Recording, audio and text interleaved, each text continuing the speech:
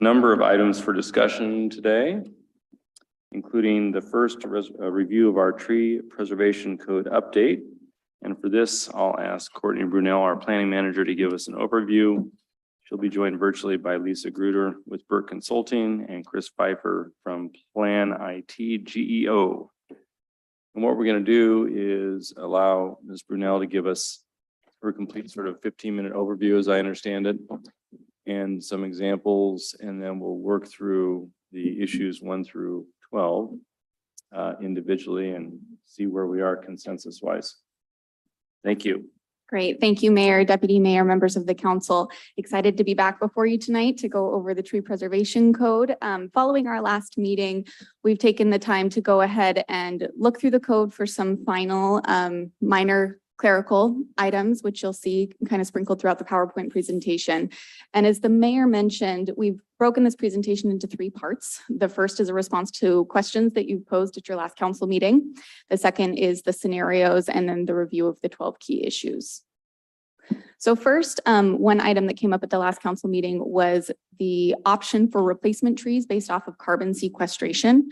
There had initially been a list of trees that maybe weren't the most reasonable for City of Lakewood that were placed into the code. And so what we've recommended instead is that we reference the iTree code as an option for those carbon sequestration trees. And a full list is provided here. So you can see that taking this list and putting it into the code might be exhaustive, and it might not be a reflection of best available science. And so instead, we're recommending placing a reference back for this replacement list.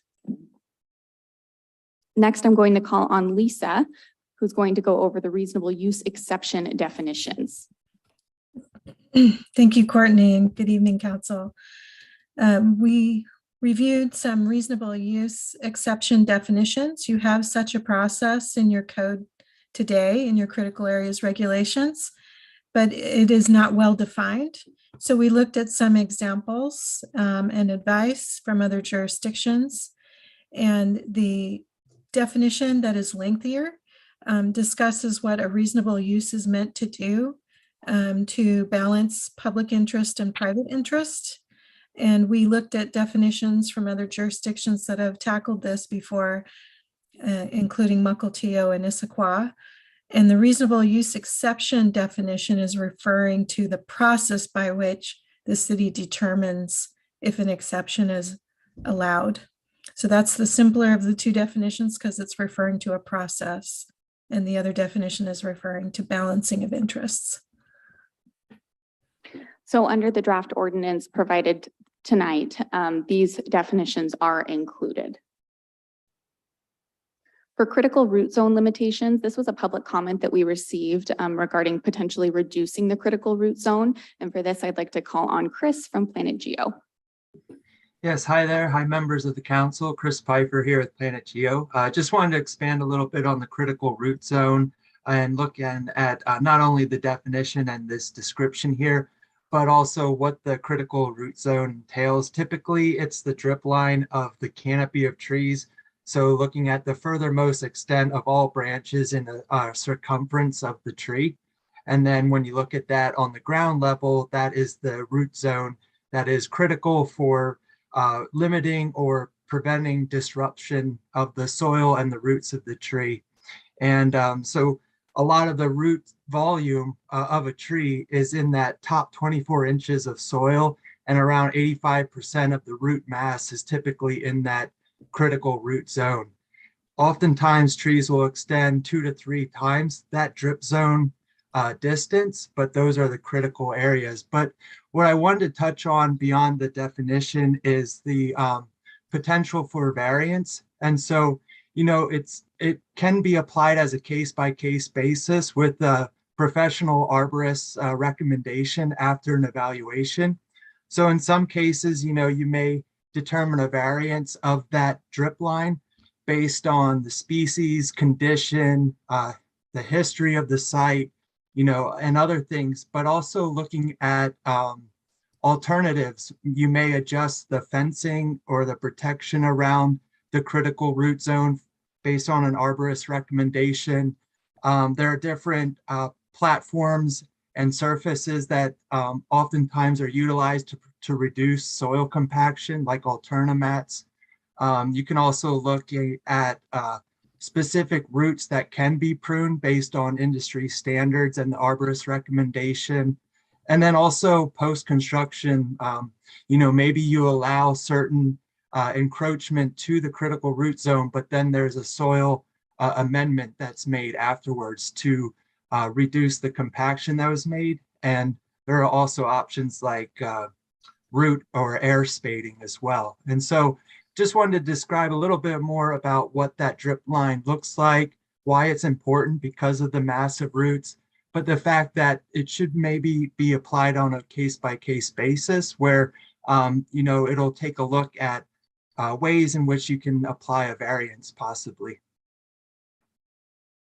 Thank you, Chris. You're welcome.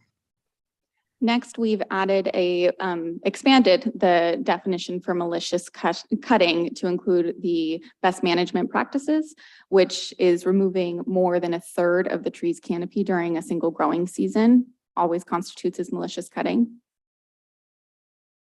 And then for utility tree replacement, this was discussed at the last council meeting. We wanted to clarify that the current exemption would still apply in all zoning districts, including our rights of way, with the exception of for Oregon white oaks. So the way that the exemption section of the code has been restructured, Oregon white oaks are never exempt, but any other tree species would continue to be exempt.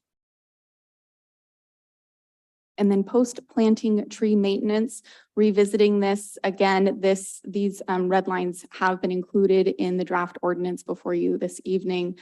So for a minimum of 5 years following completion of tree planting, all replacement trees shall be given the following care. Currently, we rely on our landscaping standards, which is a minimum of 3 years for any new tree.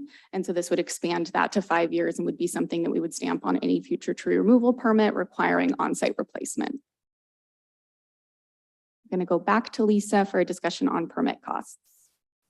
Thank you, Courtney. So this slide and the following get at some features of the tree program that you may take up later this year, but we wanted to bring back this information since it came up.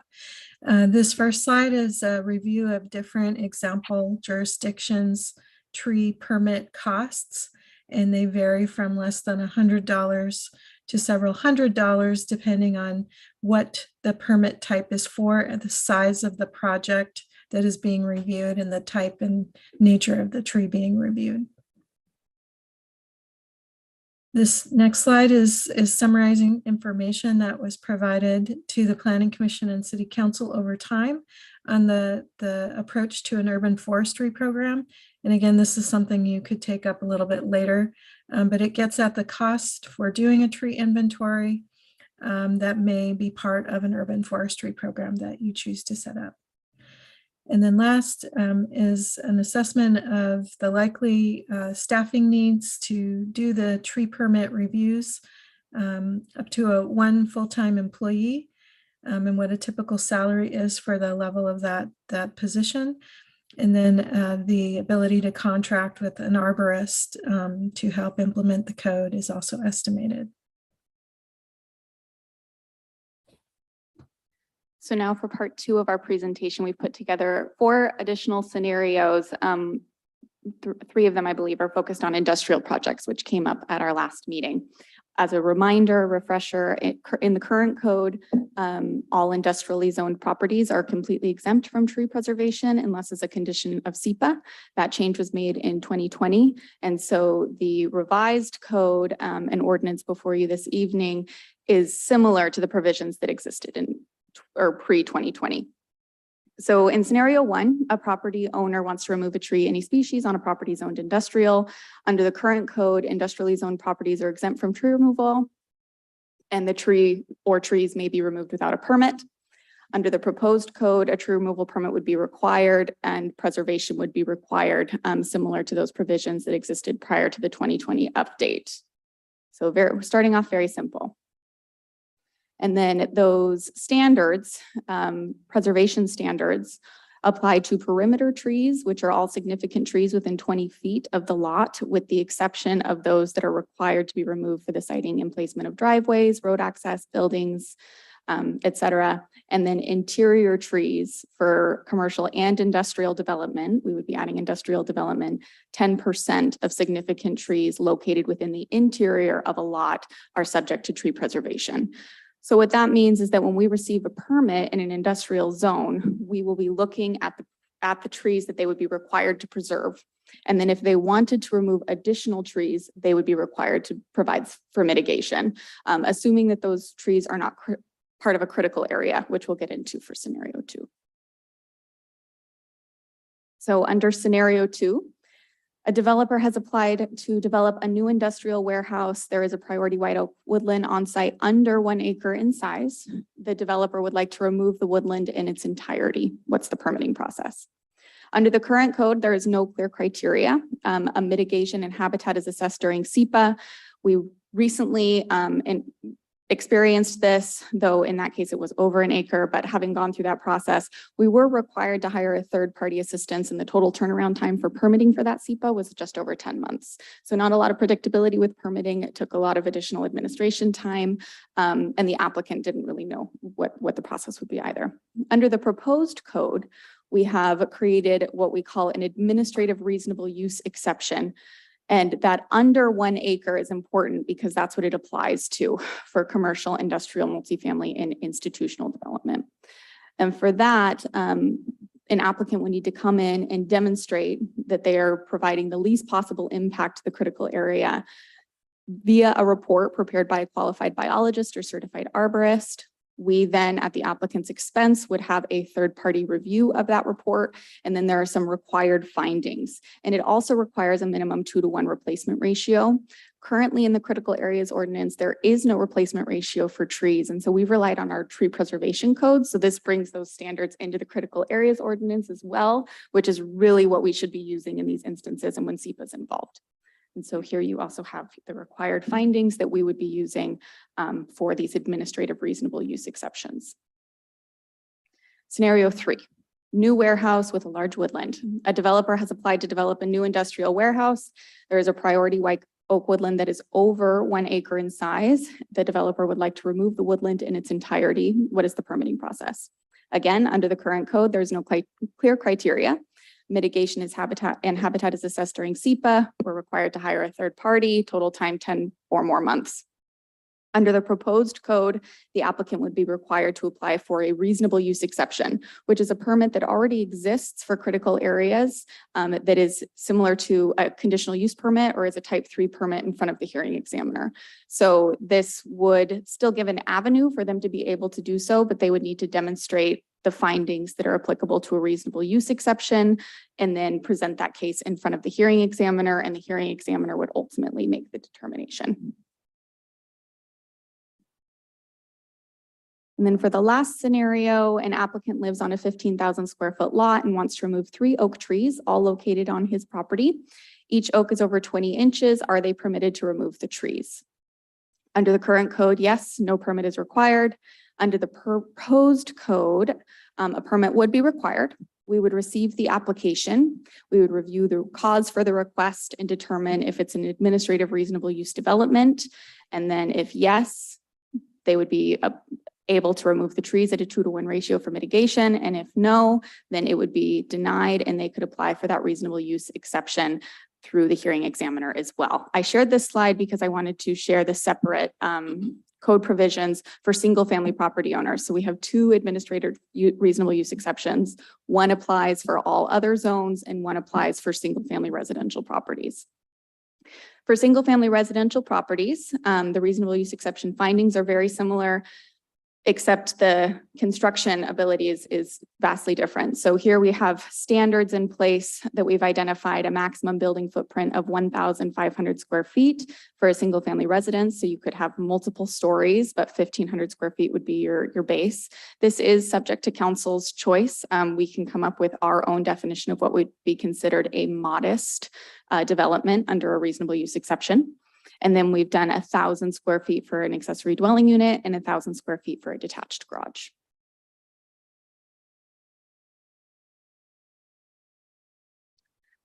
Mr. Mayor, that concludes the scenarios. If you want to open it up for Q&A, otherwise we can go directly into the key issues, which is part 3 of the presentation. Thank you for the overview. Do we have questions? Mr. Branstetter?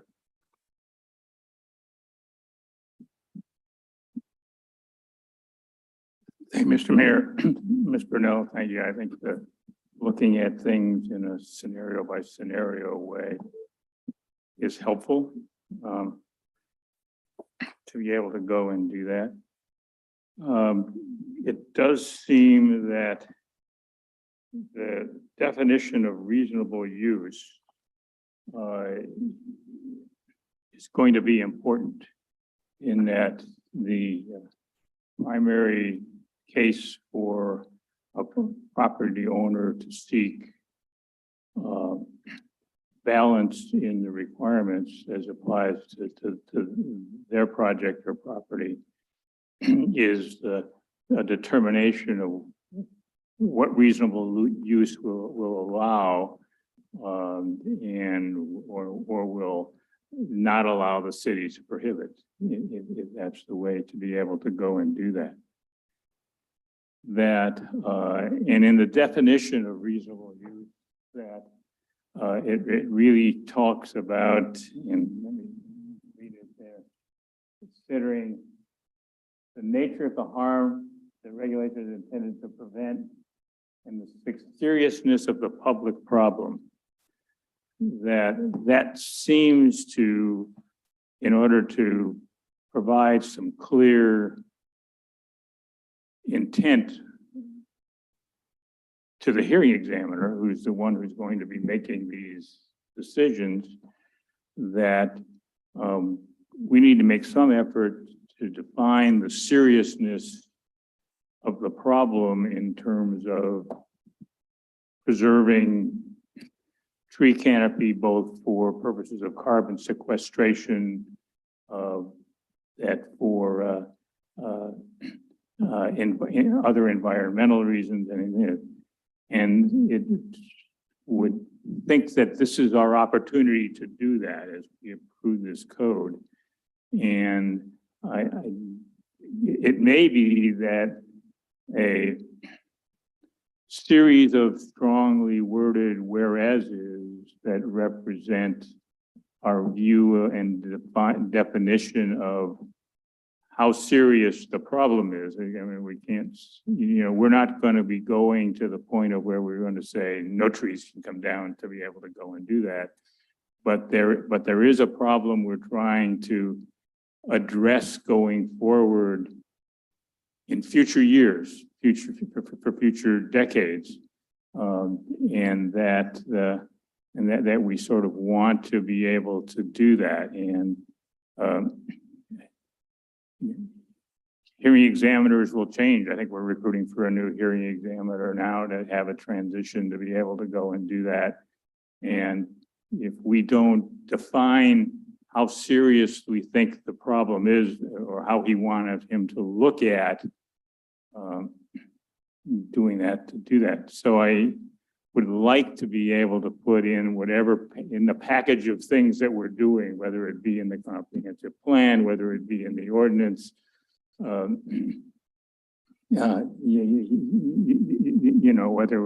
we hire a skywriter to write it, I don't know. But so somehow, if you would look at the definition, is fine as long as we are able to, in the actions that we take, articulate why we're doing it and how serious we think the problem is in the long term, because these are all preserving trees is for long-term benefit, not just a short-term piece to do that. So I guess I'd like to sort of see that. There is the slide about the root system was interesting. Okay. It's kind of good to have somebody with sort of a scientific view about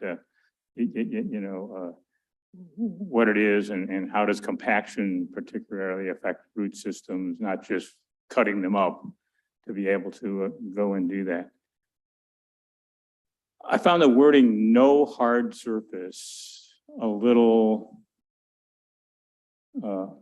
hard to do, because I don't know, a parking lot is a hard surface. Okay, I understand that. I'm not sure if a walkway leading to the front door of a house is a significant enough hard surface that creates this particular situation.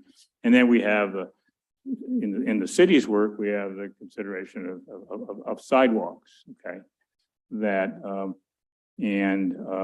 we talked about, well, we can do that in the design of sidewalks. If there is a really significant tree that we want to do, we just, like we do with some utility poles, have the sidewalk make a pleasingly looking curve around it to be able to go and do that. But that seems at odds with the no hard surface. So I'm wondering if it's no hard surface over either a certain thickness or a certain width or number of square feet, because I think there is some room for some hard surfaces of a smaller nature that won't be the impediment that a parking lot or a driveway would be, to be able to go and do that.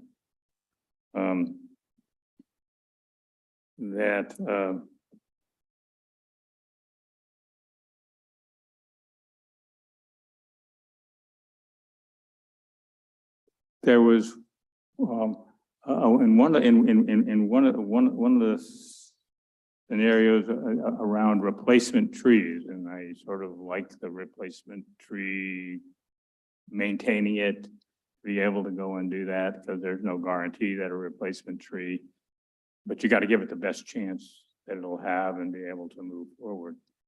I think that it's maybe is important for us to provide guidance to ourselves that say that replacement trees, that this applies not just to the replacement trees that a property owner or a developer puts on site, but that it applies to replacement trees that are planted wherever in the city by the city using funds provided in lieu of replacement trees. And while that may seem obvious, I think it would be good to put that in wherever in the ordinance that we have about using the tree fund of funds designated in lieu of replacement trees, that trees planted with those dollars should meet that same criteria. So that 20 years from now, when we're still going on, to be able to go and do this. And I like the slide about the urban forestry program. I think an urban forestry program is maybe one of the most important outcomes of this work that we've been doing for the past years, because it's what will cause the work to continue and be keep ongoing attention and keeping up with science and other things to do that.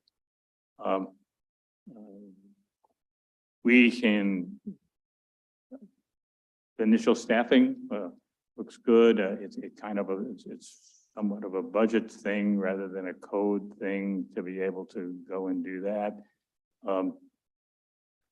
The establishment of an urban forestry program, to me, it seems that it might be important that that's clearly articulated in the comprehensive plan in some way. And I think there may be some mention to it, but if that language could be strong, that would allow both this council, future councils, and the city manager and staff to understand the priority of having a viable program, because it's what but I think this is the residents of the city, you know, would like to have, and it's through that program that we won't wait. You know, we're sitting here going through a process that we waited past, somebody passed the code. And then we waited 20 years before we looked at doing much tweaking, and an urban forestry program is what will keep that viable to move forward. So I'm not sure which document, the importance of that ought to look to be. Is that about it there? We want to turn to others real quick too, Mr. Branster, Yeah. but are you close? Yeah. Okay. Mr. Anderson, did you have something? Okay. 1 through 11? Yes.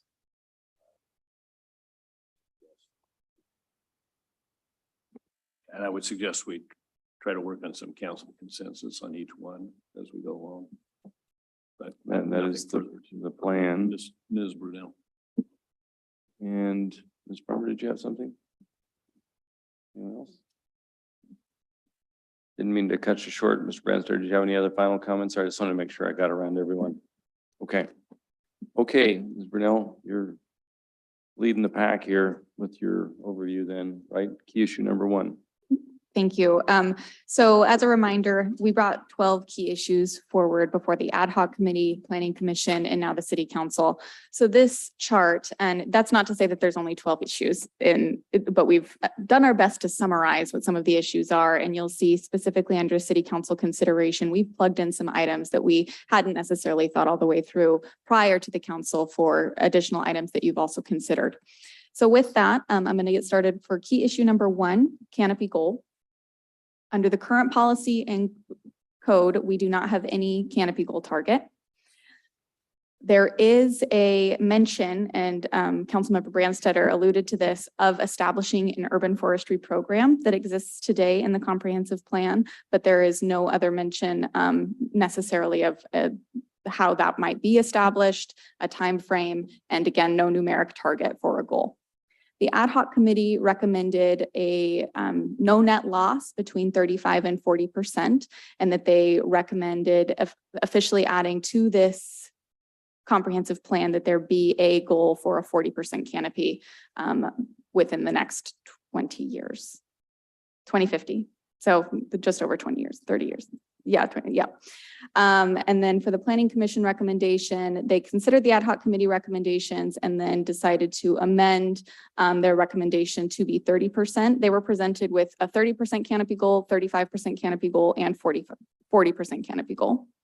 And then for city council consideration, at our last meeting, we did go over the comparison from other jurisdictions, as well as those appendix slides, looking at our existing canopy goal of just over 26%, a no net loss or slight increase for 27, 30, 35, and 40.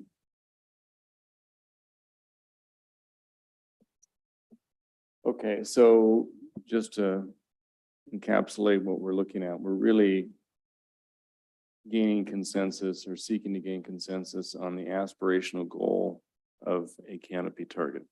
Correct. Is there a downside to hitting the upper end of the target, say 40%? Other than you set a target, if you don't hit it, what's the repercussion? Nothing, right? No, I can't think of We one. just want to be aspirational and set the tone. Okay.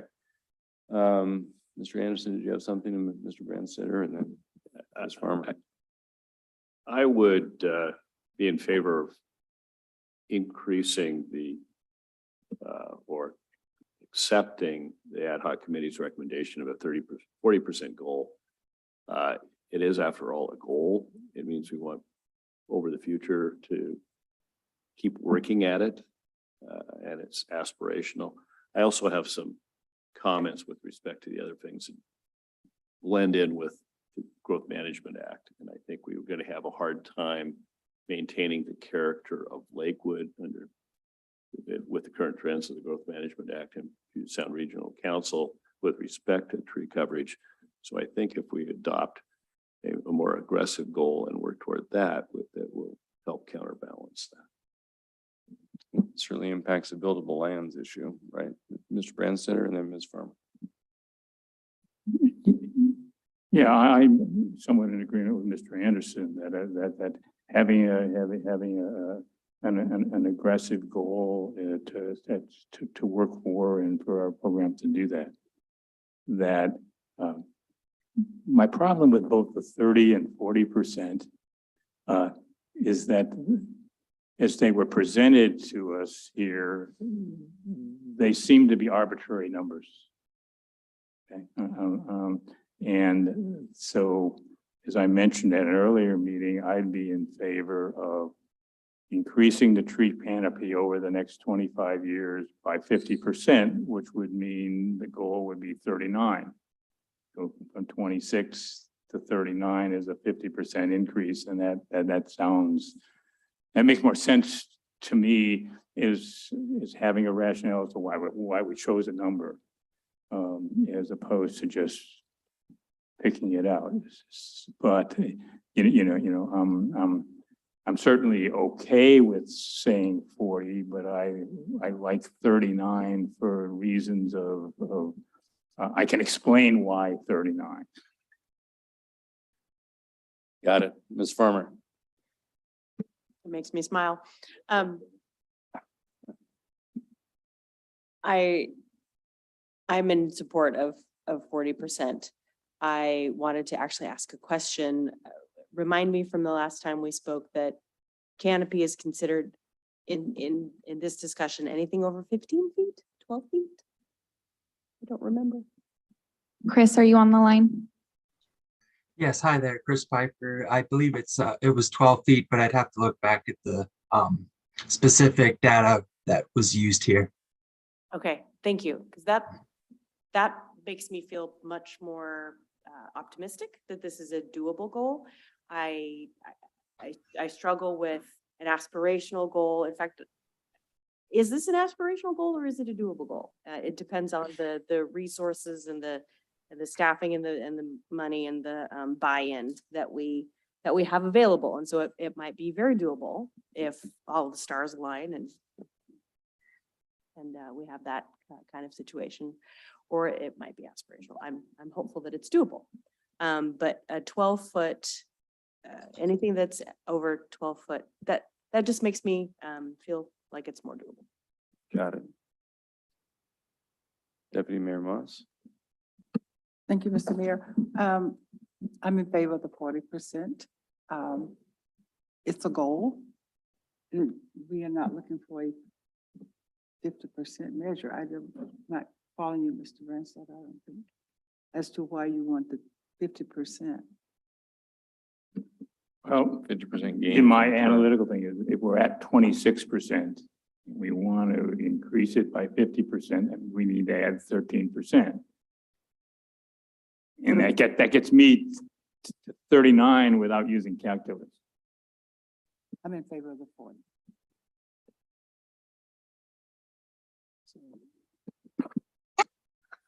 Thank you, Mr. Mayor. Yes, I am also in favor of the 40% goal. And I also agree with Councilmember Farmer that I would love for it to be something that's attainable. So I feel like this might be hopefully an attainable goal. Very good. If it was merely doable, it may not be aspirational enough, in my opinion. So if the consensus is 40%, let's do it. My question, and you'll get to it, I think, is in order to carve our path forward from here to there, we want to make sure, I think, on one of these issues, what the baseline, how we are going to measure that baseline for purposes of determining whether we are progressing on our doable, attainable goal, right? For key issue number 2, I'm going to turn to Lisa. Thank you. So this issue had to do with the proper setting of an exemption for residential lots. Currently, lots that are less than 17,000 square feet are exempt from the tree permit requirements. The ad hoc committee recommended that residential lots not be exempt. The Planning Commission thought that the exemption was appropriate except for Oregon white oak. So for any other tree type, lots less than 17,000 square feet would be exempt, but for Oregon white oak, that would not be the case. The tree permit and review would be required. And the city council considered those proposals from the planning commission and also requested some red lines regarding short subdivisions not being exempt. And so that is the case with the packet before you. In terms of information, the ad hoc committee and planning commission did review exemption levels at different size lots, including 10,000 square feet. Thank you, Lisa. Mr. Brandstetter? Yeah, the term short subdivision, I'm not quite sure what that means. I mean, we have short plats and we Same have thing. subdivision. It's the same thing. Under the code. So this says short plats not exempt from tree preservation. What about regular subdivisions, like on a 5-acre piece? Those are also not exempt. So what this is referring to is those lots that are created that are under 17,000 square feet, which we find very frequently in short subdivisions, and that's primarily what we have here at the city. But we already have preservation standards for long plats or any subdivision over 9 lots. 10 or over. Okay, 9 but and short under. subdivision is another meaning short plat. Correct. Okay, thank you. Yeah, I think the goal is to address those concerns where you have a 25,000 square foot lot and you're in the proper zoning going to, do a short plat. You get underneath the 17 and then pillage the lot from the trees. That's what we're trying to avoid, right?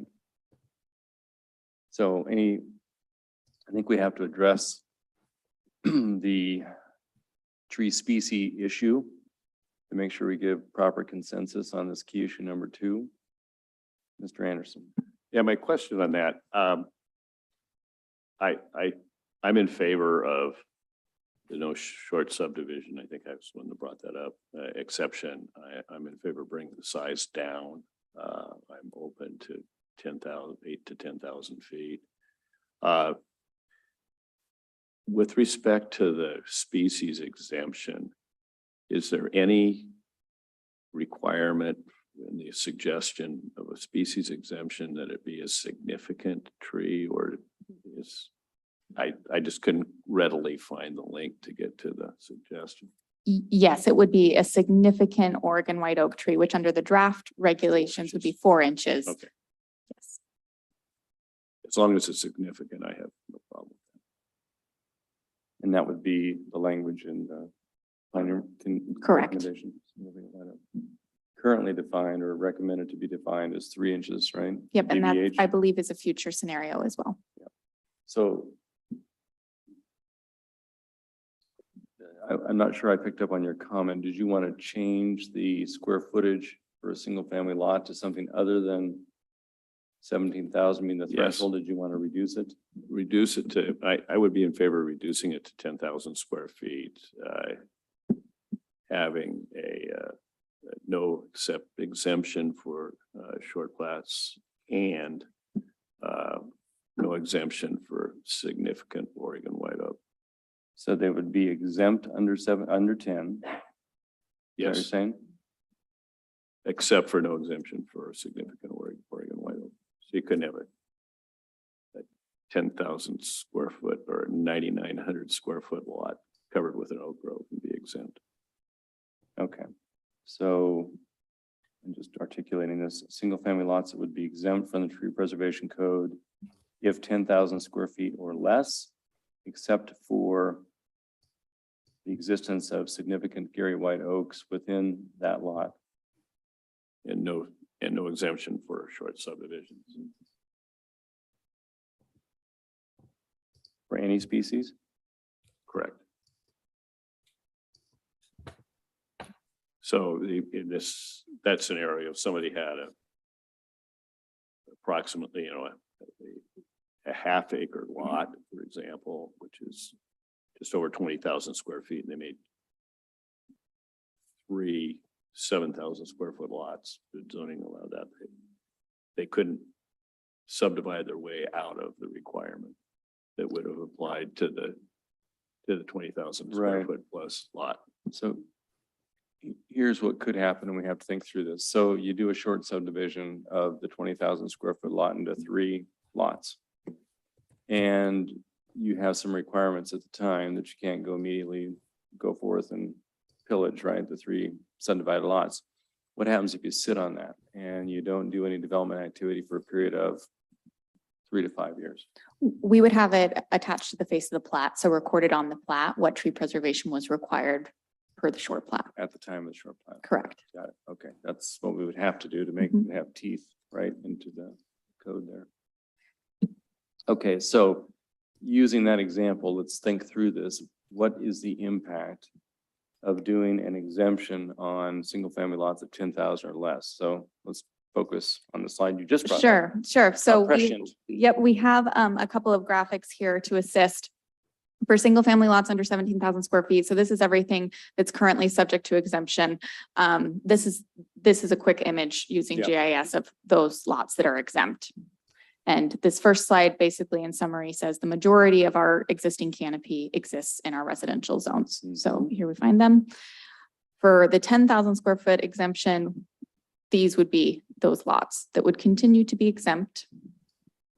And you can see the total number approximately. So you- it does provide a level of protection or further restriction, obviously, right? Correct. And what that, making this reduction would again require that any property owner who lives on a lot over 10,000 square feet is required to get a permit. It doesn't mean that they cannot remove their trees. They would just be subject to preservation criteria, and we would review it before they removed the tree. Did you have an additional comment? Yeah, just a follow-on comment, like I mentioned earlier, in the context of many of these considerations, I'm very concerned that the legislature, who I don't trust at all, will require municipalities to open up residential zoning areas of any type to very dense multifamily. And if you looked at West Seattle 25 years ago and look at West Seattle now, starting to look like Granville up in Vancouver, BC, where they had little bungalows and now it's wall to wall. I don't want to see I don't want to see Lakewood look like that, because the legislature tells us we have to take our what have been estate zoned areas in some cases Right. and put in multifamily development there. I think it would change the character and would greatly reduce the tree canopy. So I think the reverse of that is by protecting the tree canopy in those areas and enhancing it, we can push back on the attempt to usurp local control and maintain the character of our community. So that kind of is kind of an umbrella over my considerations on the tree code. So methodically, is there something special about 10,000 square feet, or that's just an example That was just an option that was presented in front of the ad hoc committee. I will say 17,000 square feet aligns with the minimum lot size in the R2 zone. And so I think that that's likely way back when, how they set that Mhm. standard. 10,000 square feet doesn't directly align with any of Yeah, our it's zoning zoning, districts, but it right. is certainly information that we have readily available using GIS. So we could review it administratively. Right, that was my only issue. It doesn't align with any particular zoning, Your R3 is 7,500 Right. and then R4 is 5,700. So right? Mr. Branstetter. Okay, to just be sure that I understand, the lots that are above 10,000 but under 17,000 would then move into being in the same category as larger lots. And they would require a permit for all all significant trees. That permit would be able to take a look at a reasonable use definition as to whether as many trees that are asked to be removed can be. So we'd be actually moving a number of lots in that realm into a greater level of tree preservation scrutiny. Short answer is no. So what we would do is we would just change the preservation criteria limit to every lot that isn't exempt, which would be in this case, any lot under 10,000 square feet. The preservation criteria that currently applies to single family residential zones would apply to those between the 10 and the 17. And I can find the exact code spot here. So today we allow a certain number of trees to be removed regardless of lot size. And that's found on page 40 of your packet. So right now we have lots up to 17,000 square feet, not applicable. Lots 17 to 30,000 square feet, they can remove up to 2 per year or 4 every 5 years. What we don't do right now is track that because it's without a permit. What we're saying is we would begin to require a permit for any lot over 10,000. So we would adjust the red lines to be lots 10,000 to 30,000 can remove set number of trees per year, subject to permit Got review. it. But that number of trees is significant trees, not just Gary Oaks. Correct. So Gary Oaks are in a separate category. So there is a change in the rules for that 11,000 square foot lot. They would be required to get a permit. Required to get a permit, and the permit would be evaluated like all permits. Correct. So they would be limited to the number of trees they could remove without any type of mitigation. To 2 per year or 4 over 5 years. Okay, I guess that what I'm concerned, it's that last part of it is that, and there's also an exception that if the lot was created, because we have some lots that are between the 10,000 and 17,000 that get created by subdivisions. And that so that if tree preservation is on the plat of that lot, that they're not given carte blanche to just remove X number of trees a year. They have got to comply with what's on the plat in terms of tree retention. Apart from the ability for a lot that size that is in existence today to be able to thin their trees by a certain number at a time. So is that wording clear enough to not provide a loophole for someone that has a lot that was originally a subdivision created after this ordinance when it goes into effect, to give them their own unique rules guided by the plat? I want to make sure I'm understanding. So you're referring to short subdivisions that have not yet come in, or are you referring to short subdivisions that have already been processed? Ones that have already been processed are Okay. are lots, okay, and they're there and they're going to go and do that. A new 11,000 square foot lot that is created by a short plat or a subdivision. You understand, they will need a permit to remove trees, but the plat will also indicate some trees that they can't remove. Correct. So we would require, similar to what we have now in plats, standard plats, a tree retention plan. And we would have that tree retention plan attached to the plat document when it is recorded. There is some language built in on page 38 of the packet that already identifies that. And it does say that if you need to remove trees that are identified here in order to make siting for utilities or buildings, then you can do so. But we would start applying those standards to every plat moving forward, regardless of lot size, because for some trees, so your cutoff is 10,000 square feet for the exemption. But my understanding is that the intention here is not that future developers come in with a 10,000 square foot proposal and then are able to clear cut all trees. So we'll be requiring tree retention plans on all short plats in the future, regardless of lot size. Yeah, I just think that the intention includes that a property owner in the future who acquired one of those parcels that was created by a subdivision that is not then just able to look at, well, I'm a lot of a certain size, but that I'm bound by what the plat says with respect to tree retention, but I can remove trees within that parameter. And as long as the language is clear enough to do that, because essentially we end up saying that all 12,000 square foot lots are not equal, depending when they came into existence. There'd be an encumbrance recorded on title.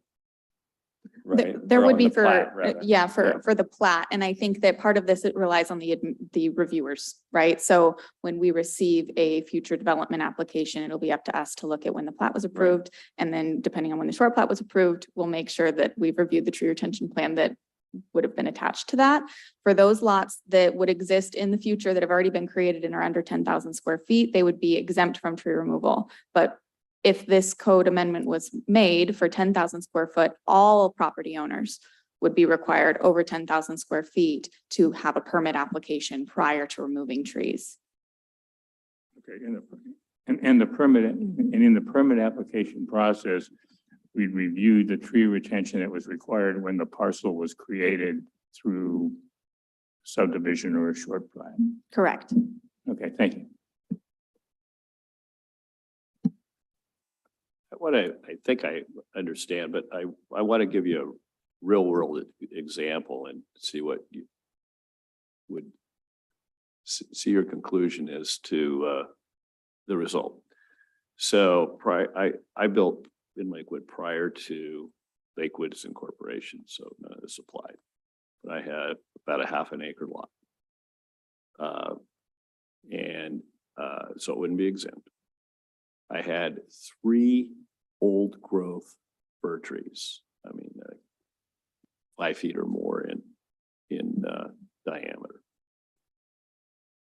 Wanted to keep them all. One was smack in the middle of the lot. There's no way you could build if you didn't take that out. It's gone. Wanted to redesign the house so that I would try to avoid one of them. Arborist said, that one's got to go. It's not healthy. We saved one. We had other trees on the lot. I'd still be able to do that with a permit if those facts were accurate. Is that Yes. correct?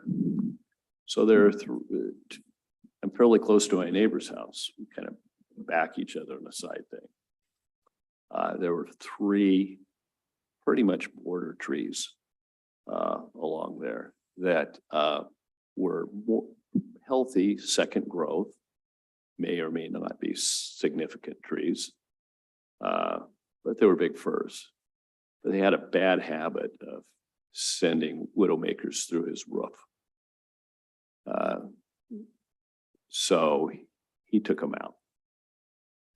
Now, with the permit, you would still be able to do that? So, Yes. thanks. Well, it's an interesting question. So we'd be taking them out, not because they're impacting his lot or that they're diseased, but that they drop limbs in windstorms. They're fir trees, correct? They're fir Right. trees and they're not, they were like 18 inches. So the answer is yes, and based off of the lot size, up to 2 per year for every 5 years. Or in addition to Right. that, we would just say replant elsewhere on the lot or mitigation fee. Okay, thank you. Got it. Okay. So to recap on issue number 2, there's been a suggestion that we reduce the minimum lot size for exemption from 17 to 10. I don't know how that impacts impervious surface, but that's a discussion for another day, I suppose, right? Are there any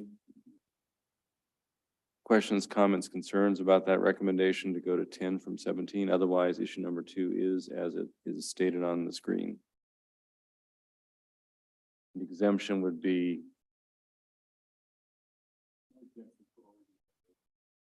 right. Otherwise exempt if you're less than 17, but we would change it to less than 10 or 10, you know. Should say 10 or less. Anything else? Going once, going twice? Any other comments, concerns? Does that give you the consensus you need then on that? Yes, thank you. Okay.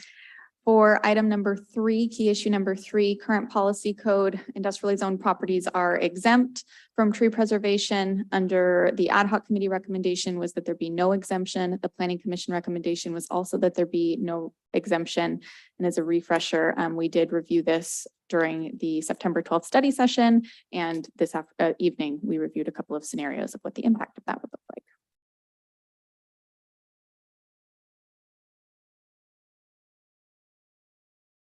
Any further discussion on that? Looks like we've got a clean recommendation on this one. Okay. Anyone else? Key issue 4, Lisa.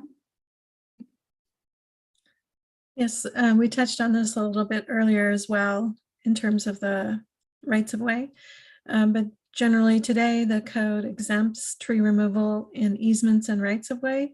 The ad hoc committee recommendation was to remove that exemption and have similar standards as on private land apply to public parcels, but having a simplified permit.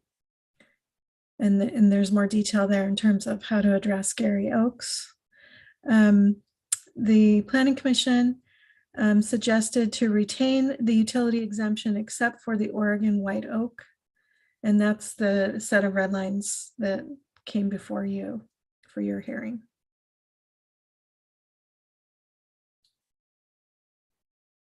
Mr. Boki. So I always think power lines, but there's clearly other right-of-way exemptions that would include us. So how many right-of-way exemptions are you giving every year? I mean, how many, so this is just even for cutting and not just cutting down, right? We don't currently give any exemptions because we don't typically receive any notification. So the blanket exemption applies to all of the activities that you've just mentioned. There is no permit currently required for trees to be removed in the right of way. For any, Correct. so TPU, PSE, Lakewood Power, they're just, Correct. it's in our way. So how are they protected in state law? I would imagine the state protects the utilities in allowing them to keep their right of ways clear, correct? There are other agencies that impose requirements of tree preservation or mitigation, which is what we've proposed. So it wouldn't be unreasonable or unique for us to require a permit prior to tree removal. So what other agencies? Lisa. I don't have the names off the top of my head, but many codes we reviewed have at least a notification provision, even if it is allowed.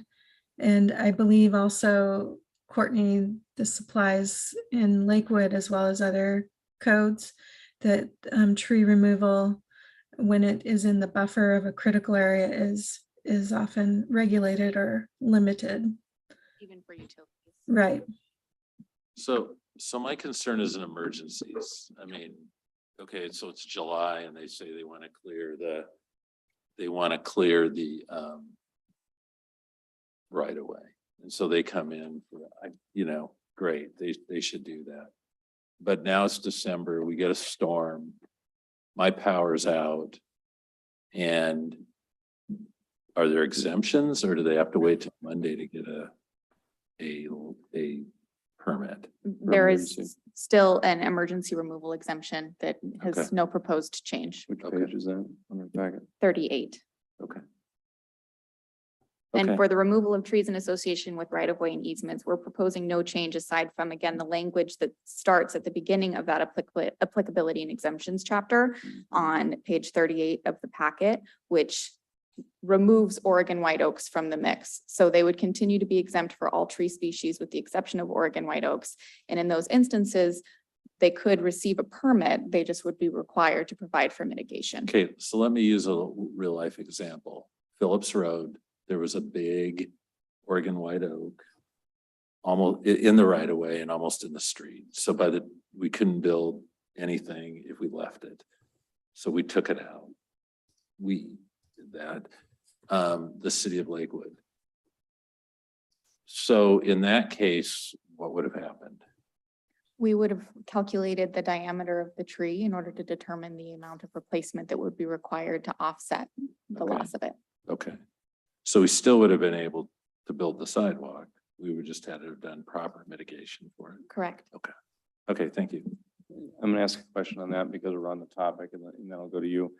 My question sometimes is, and how we flex the code is the other part of my question, but why can't we flex the design if we've got a significant tree, be it Gary Oak or something else, and perhaps either take more right of way if we need to go around it from a design perspective, or shift the road so there's maybe a curve. And it's not going to happen that often, but it might happen often enough that a significant tree could be maintained. You might have a gentle curve or bend that might be aesthetically more pleasing and maintain the tree.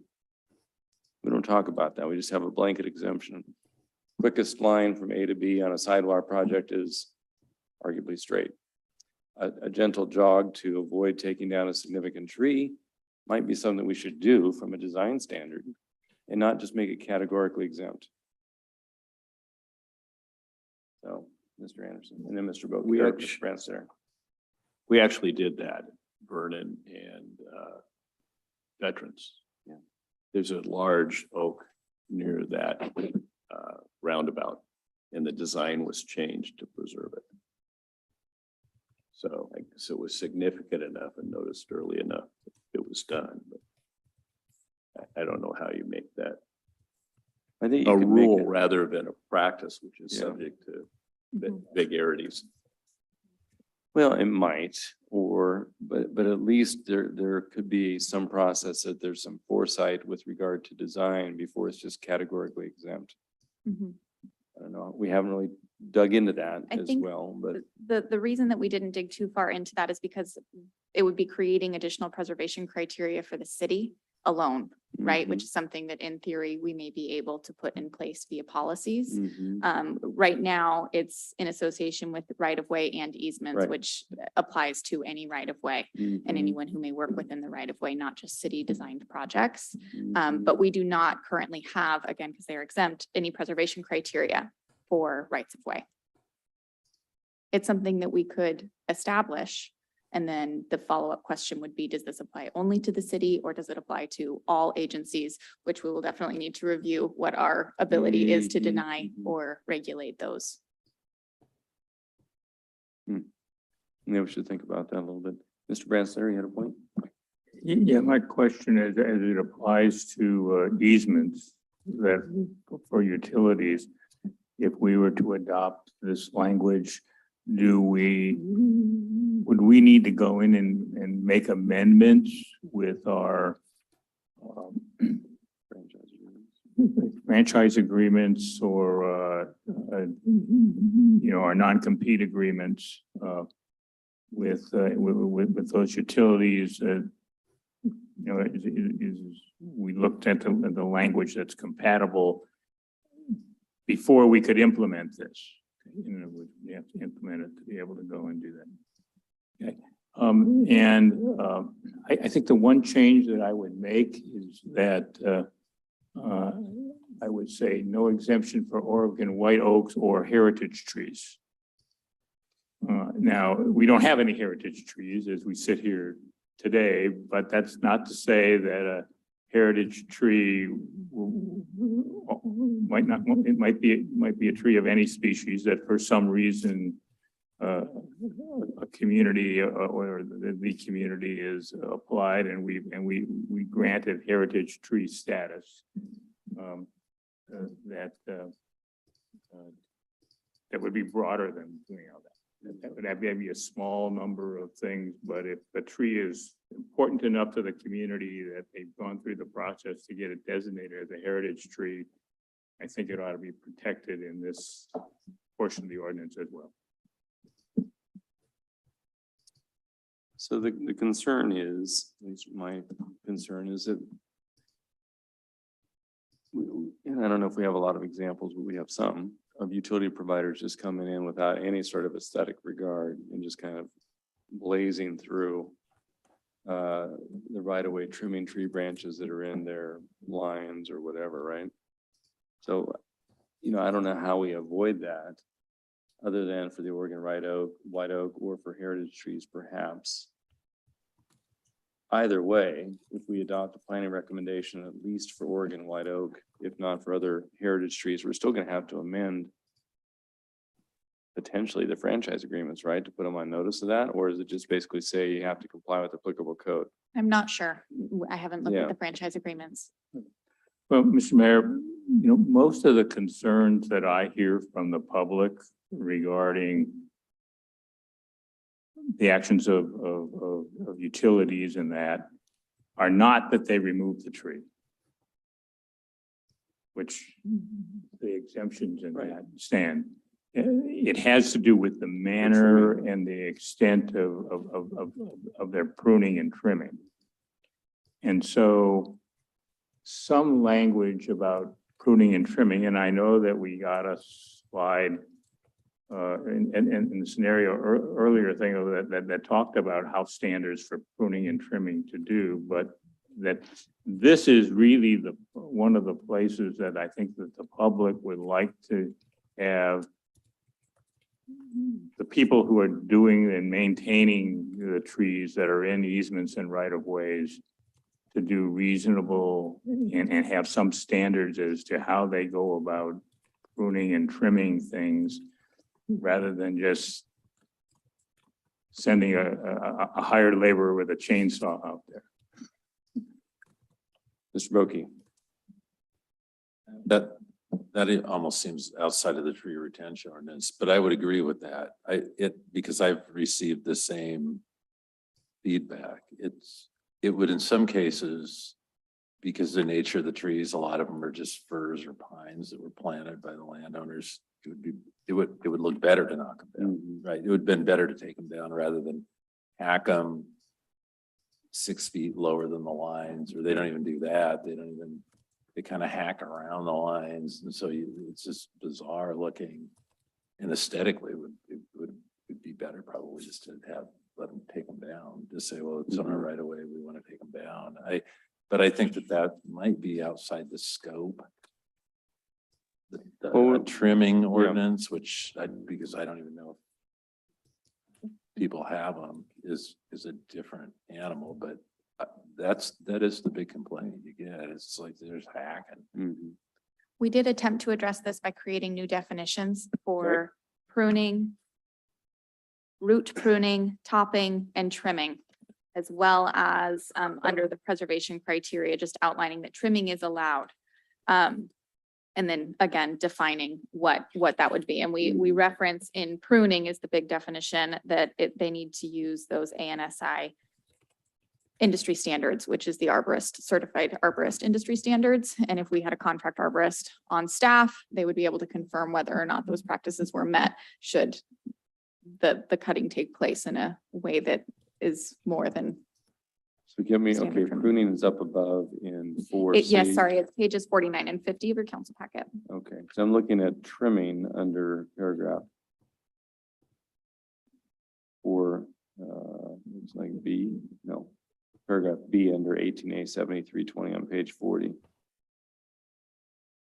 If you go to 49, Okay, that is where that term is defined, got it. So let's look at pruning that and for a minute. then trimming as well. We have pruning, removing branches from a tree to achieve a specified objective using those practices, and then trimming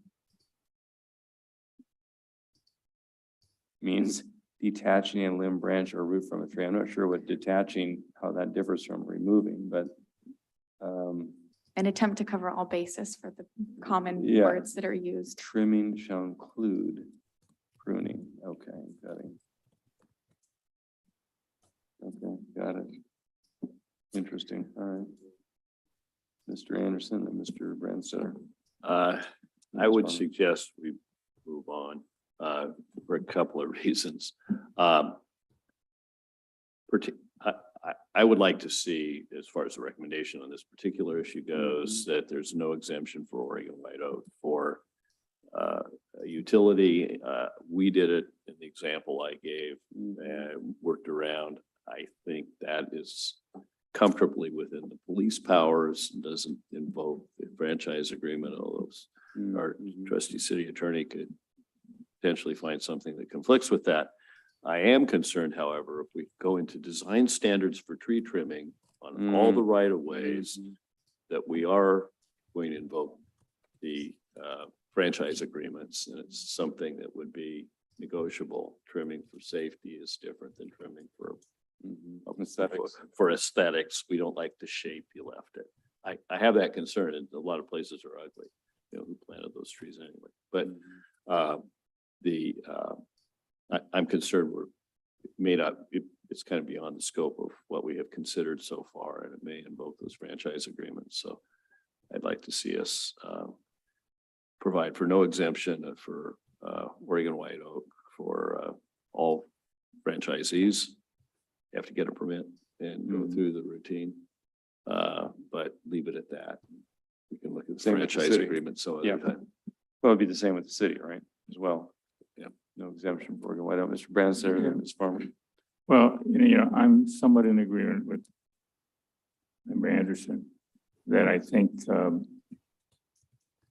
when we next renew franchise agreements with the various utilities that do extensive amounts of trimming and things, that maybe there in those agreements, we can put in some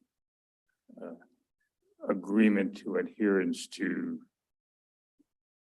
standards that we looked at earlier in the evening on the slide for trimming in rights of way, of being able to go and do that. While the code, I think, adequately addresses trimming and things of significant trees on public and private property, but not where it's being done to facilitate the purposes of an easement. Okay. Ms. Farmer. So I'm going to play a little bit of a devil's advocate because this is a very visible part of our city. And I hear it all the time. I'm hearing everything that everybody else is hearing, that, gosh, they just came in there and ripped those trees up and it looks ugly, and how long are we going to have to live with that? And so I don't know if the utilities, they may be following the ANSI standards. I don't know. And so I don't feel like I have enough information to just call this one good. Because if we've gone to a lot of trouble and we're doing a lot of work, but this is a very visible part of our city. And so if this piece doesn't get fixed, or I don't know, I worry about it. Well, why don't we move to number 5, and we have no consensus on 4 right now. So if we have to bring it back next week, we can do that, but let's move to number 5. And Chris, if you could prepare a quick summary for ANSI certified, that would be great. Key issue number 5, this is really just something that was meant to identify that we will need a new tree removal permit process, given the fact that there are going to be additional properties that are now subject to that tree removal. And in acknowledging that, we would like to see, or the ad hoc committee and the planning commission would like to see 2 different types of permits. One that is very simple. We refer to it as over the counter, though for sake of clarity, over the counter does sometimes take a day or 2, depending on volume. But very simple permit does not require a tree retention survey, that essentially certifies that if you live on a piece of property, you are meeting the preservation criteria outlined in the code.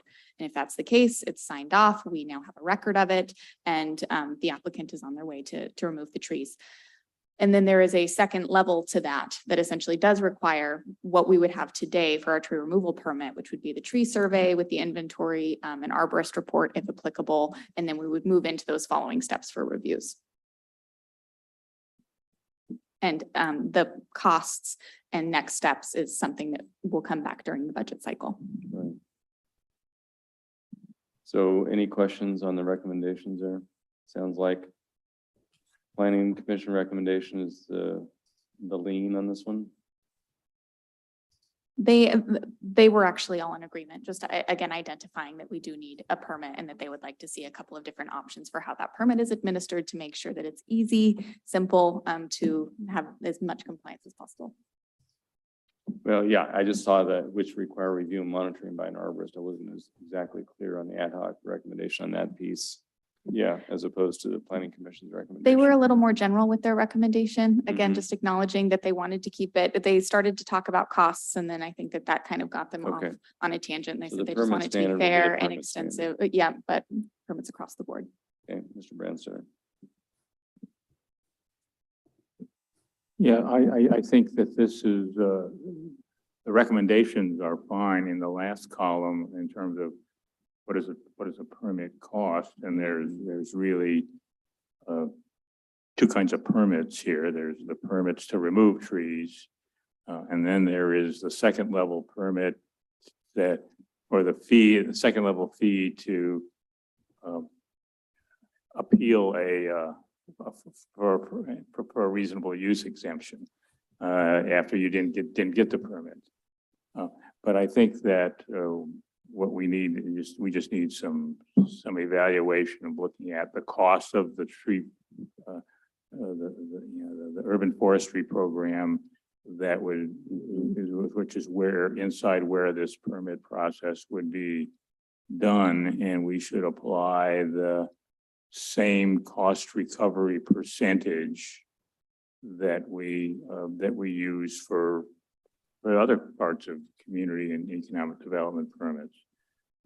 It's not 100% recovery because part of this process is for public benefit. It's so that 85% do that, and we just need some data from staff that we can put into the fee code in terms of deciding what they are. I guess the question is, do we have to arbitrarily put a fee number in when we adopt this code before we get to the next update of the fee code? I wouldn't think so. We'd refer to the fee schedule that's updated periodically. Yes, we would consider this to be part of the next step. Yeah, Okay, but the current fee schedule says 0. right. So That'll be changed if we by this adopt budget. this ordinance next month, Mhm. and we would end up with 3 months of a fee code of 0.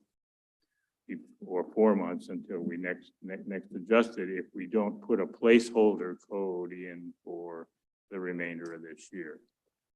Given the scope of the changes, we would recommend it at the time of adoption that you put an effective date a little later on. Maybe like January 1. or Correct. something. That way we have an opportunity to set up all of the new permits, do a great deal of public outreach because this will impact a lot of Yeah. property owners, and have an effective date that's after the conclusion of this And budget we will cycle. have adopted the updated fee schedule with the budget cycle as well.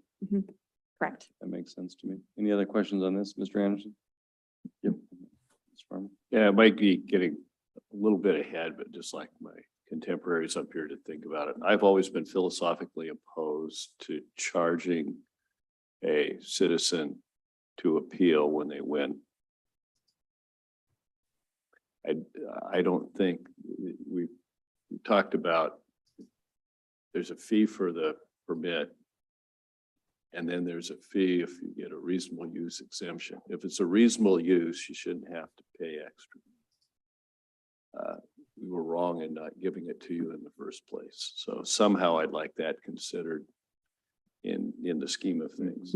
It may not apply to what we end up adopting as a permit structure, but thinking about it, well, anyway, I just think Understood. somebody they might have to have skin in the game and put it down, but if you ultimately get what you asked for, you should not have to pay twice. Get it back. You had a question, Ms. Farmer? I wanted to be clear that we're not considering baking in monitoring by an arborist. That concerns me if we don't have the monitoring piece defined and for how long and what does that entail? That sounds I don't understand. I want to make sure that what we're consensusing on is the permit and not the monitor. That's my understanding. So we'll go around the room and just make sure there's a head nod on that. We're looking for the planning commission's recommendation that's more generic at this point and giving staff the leeway to finish the permit process for us to review Correct, establishing that permitting process, which will come back before you during the budget the cycle. budget cycle, along with the fee schedule based upon the urban forestry Assuming we're- program and all that, Yep, Thank you. correct. which means you may have to stick around for a few more minutes. Looking at key issue number 6. And this is one that has generated a lot of discussion through the different boards in the planning commission. The two options that were posed were, do we keep the definition of a significant tree at 6 inches as it exists today, or reduce it? 4 inches it would make us the smallest in the area, though we did have Washington Department of Fish and Wildlife attend to ad hoc committee recommendations. And they did note that that is typically still a significant Gary oak tree. From their definition, though, that's not what their definition states.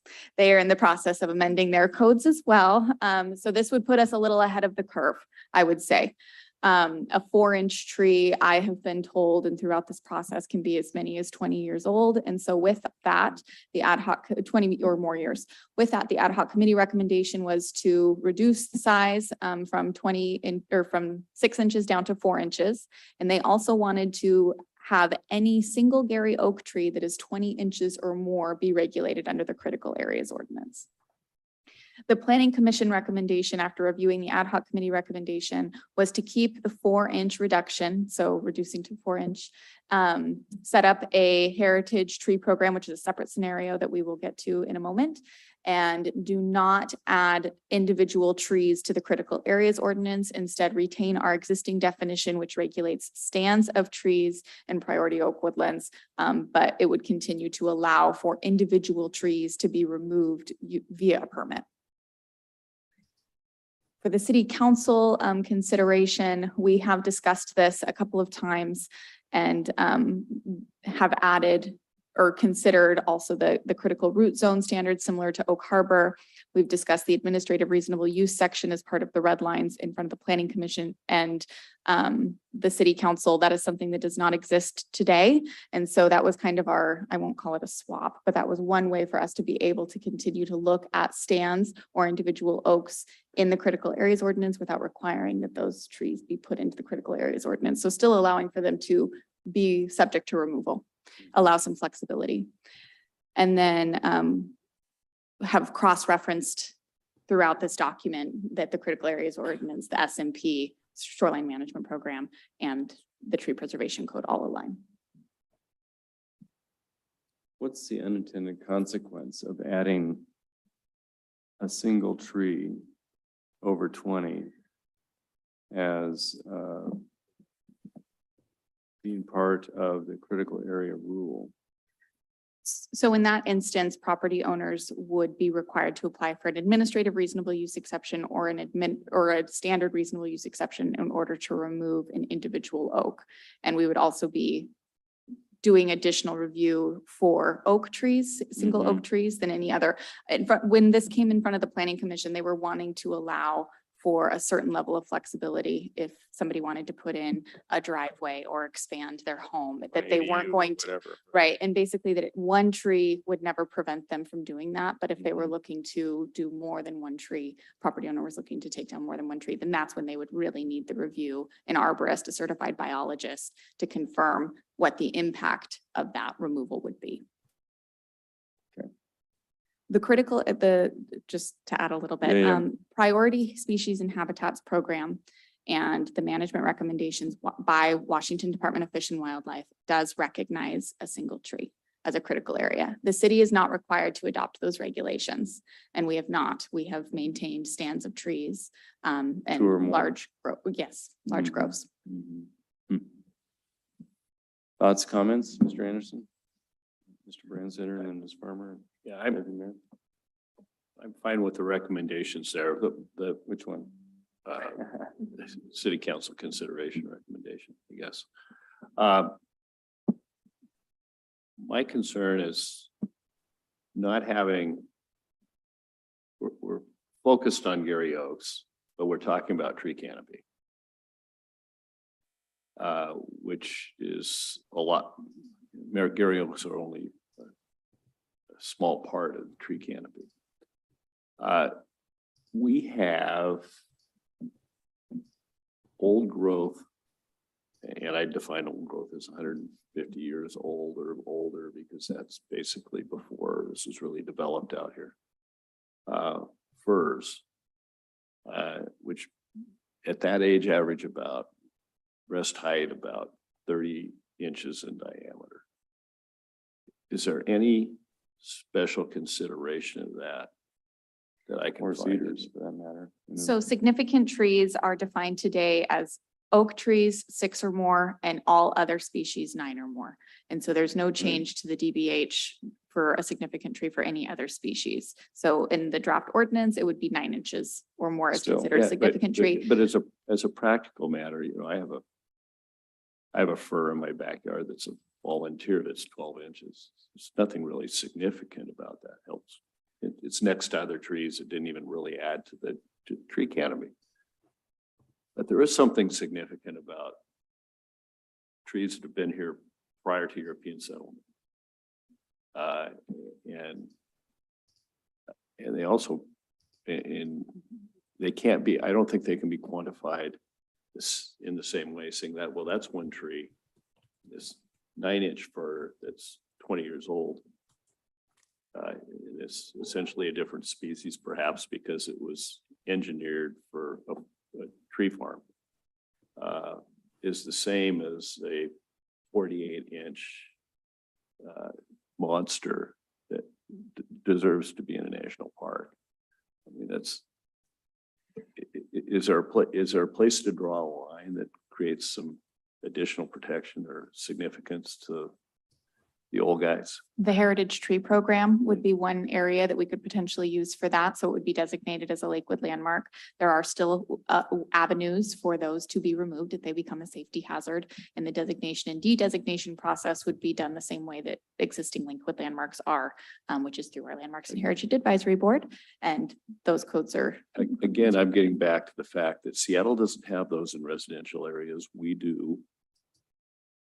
And when the Seattle legislators tell us we have to change the character of Lakewood, we may have something to fight back on if we have the larger firs, old growth firs, somehow protected, not to exclude development of the lot.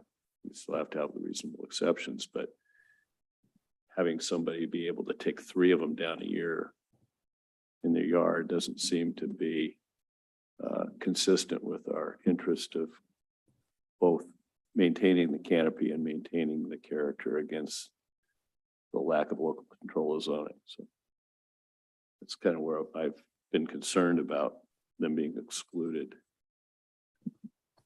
Well, let's grab what we can agree on. So are we good with the significant tree, at least for the Gary Oaks, at 4 inches as opposed to 6?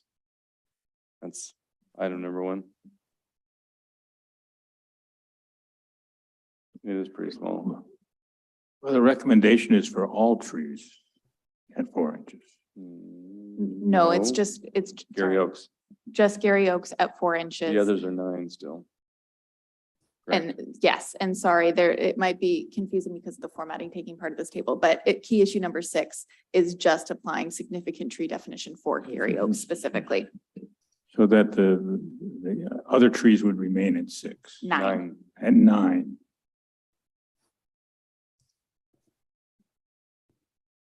Okay, I guess that I would be in favor of reducing that 9 to some smaller number to get protection for the trees that are there. And I do think that the Heritage Tree Program can protect the really old, very large trees. I'm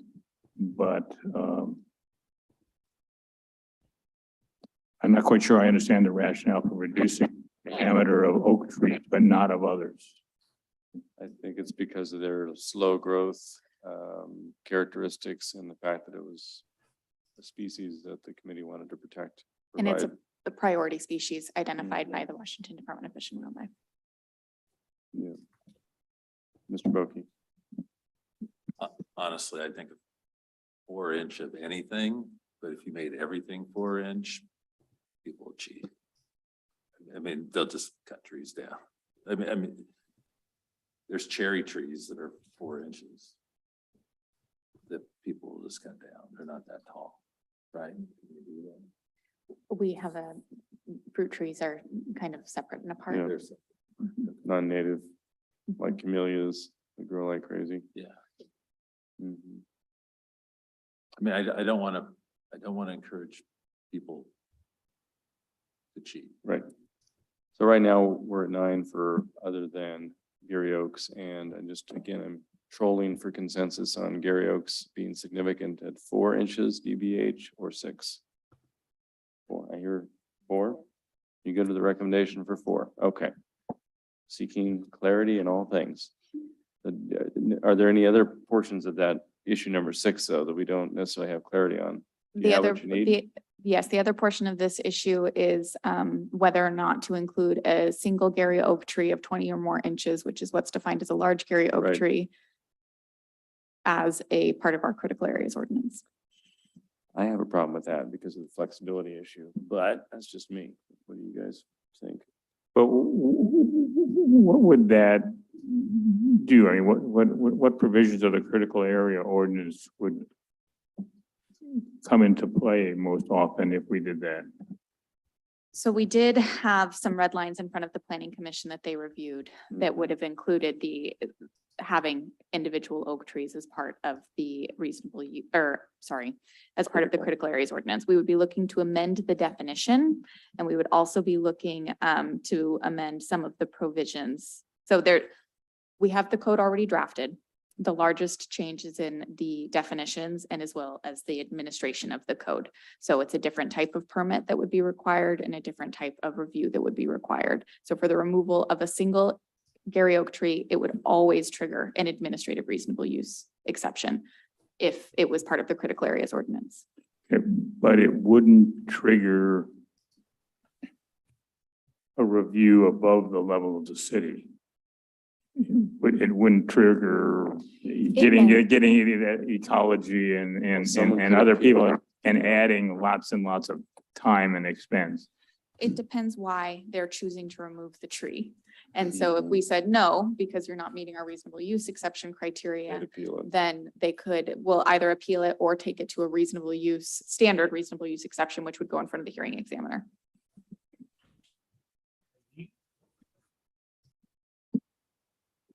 So going back to that, do you want a single Gary oak over 20 inches at DBH to be considered a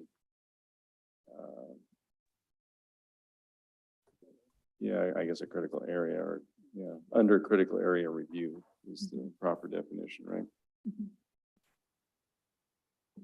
I see a no there. No. There's your consensus. Great. It's a no. Key issue number 7, heritage and historical trees. This is the establishment of a heritage tree program, which was recommended by the ad hoc committee as well as the planning commission. Okay, I don't see any downside to that. Any other questions on that? We have consensus on 7. Nope, we actually already have this drafted in the existing ordinance found on page 15. So we would we've already drafted legislation that would make it so that historic trees or heritage trees would be reviewed by the Landmarks and Heritage Advisory Board, subject to their hearing, and then they would make recommendation to the city council for it to be recognized as a Lakewood landmark from the property owners. So all portions of that 2.48, or anybody can recommend any Lakewood landmark, but one of the findings that the Landmarks and Heritage Advisory Board is tasked with is, does the property owner support this nomination or this designation? Yeah, and Okay, so sounds good. But let's bring equity into it.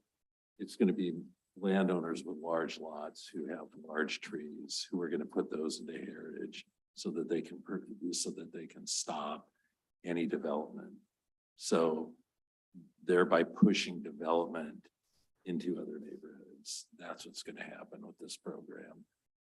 That's going to be the flip side of this. So we'll preserve some large trees that are already sitting on large lots. And the extent will be that we can't do any development in any of these R1 and R2 areas.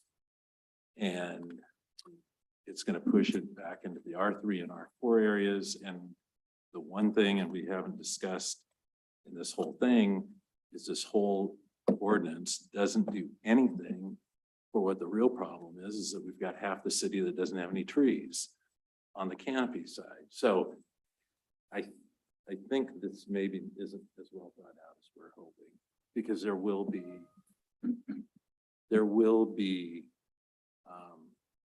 consequences to this action that will not be in the best interest of us on the first smaller neighborhoods or neighborhoods with smaller lots. I'll let Ms. Brunel address that and then Mr. Branstetter. Sure. So I'd say that the tree preservation code is really step one for a larger effort. And part of that is the comprehensive plan amendment with the canopy goal. And then the theoretical establishment of an urban forestry program, which would then make way through their work plan in order to look at how we distribute the dollars that we receive or incentivize Mhm. the trees to be preserved in different areas. This is really step one of the establishment of that larger program.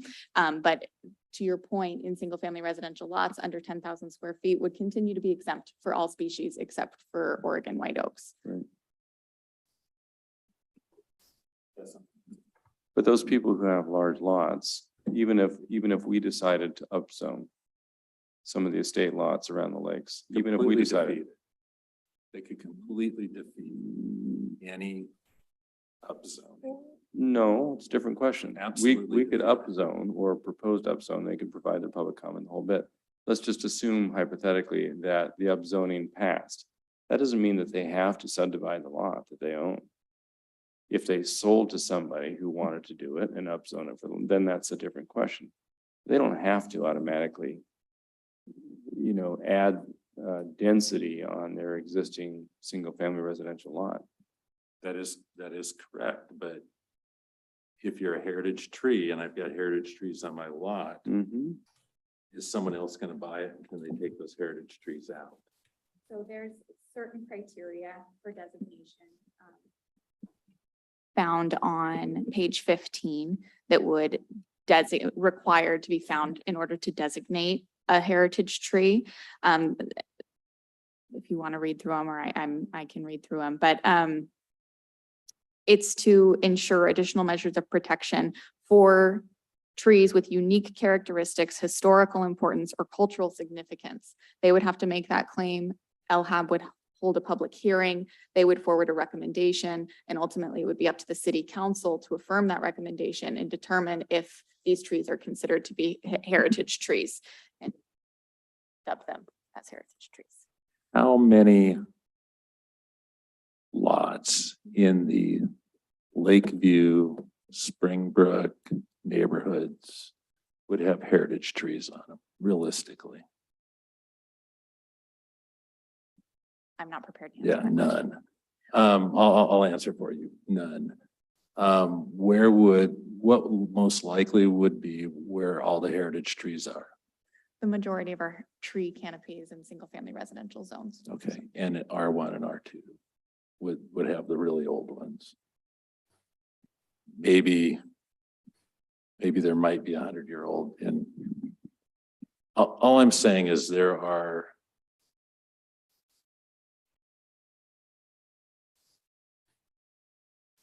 if you're talking about equity, be careful when you start talking about these kind of things, when you start heritage and historical with trees, because they're not going to be in the certain neighborhoods. They won't have a 1. Maybe they might have a 1, but they're not going to have a 2. And there'll be whole neighborhoods where there'll be a lot of them. And they'll be used for the purposes, because if you can't pull them out, I just think there's equity. I have equity concerns. I appreciate that. I'm not sure I follow the train of thought on the concern, because if I'm in one of those large lots around the lake, and if I ultimately want to sell, I want the economic advantage of having the ability to subdivide my lot potentially. So I wouldn't be inclined to over designate my trees as heritage trees. Now, if I was someone who really wanted to preserve the character of the neighborhood and not allow it to be upzoned, I sure would. Right? So I don't know how that negatively impacts the opportunity for the heritage, or not the heritage, but the canopy program work that we would be doing in those areas that are less forested or less tree canopied than others. If a developer can come in and buy an R1 and R2. Right. And immediately take those heritage trees out to meet state requirements on density, then your argument is correct. But if they can't, and that's used as a way to prevent development, but again, it's only preventing development in certain areas, right?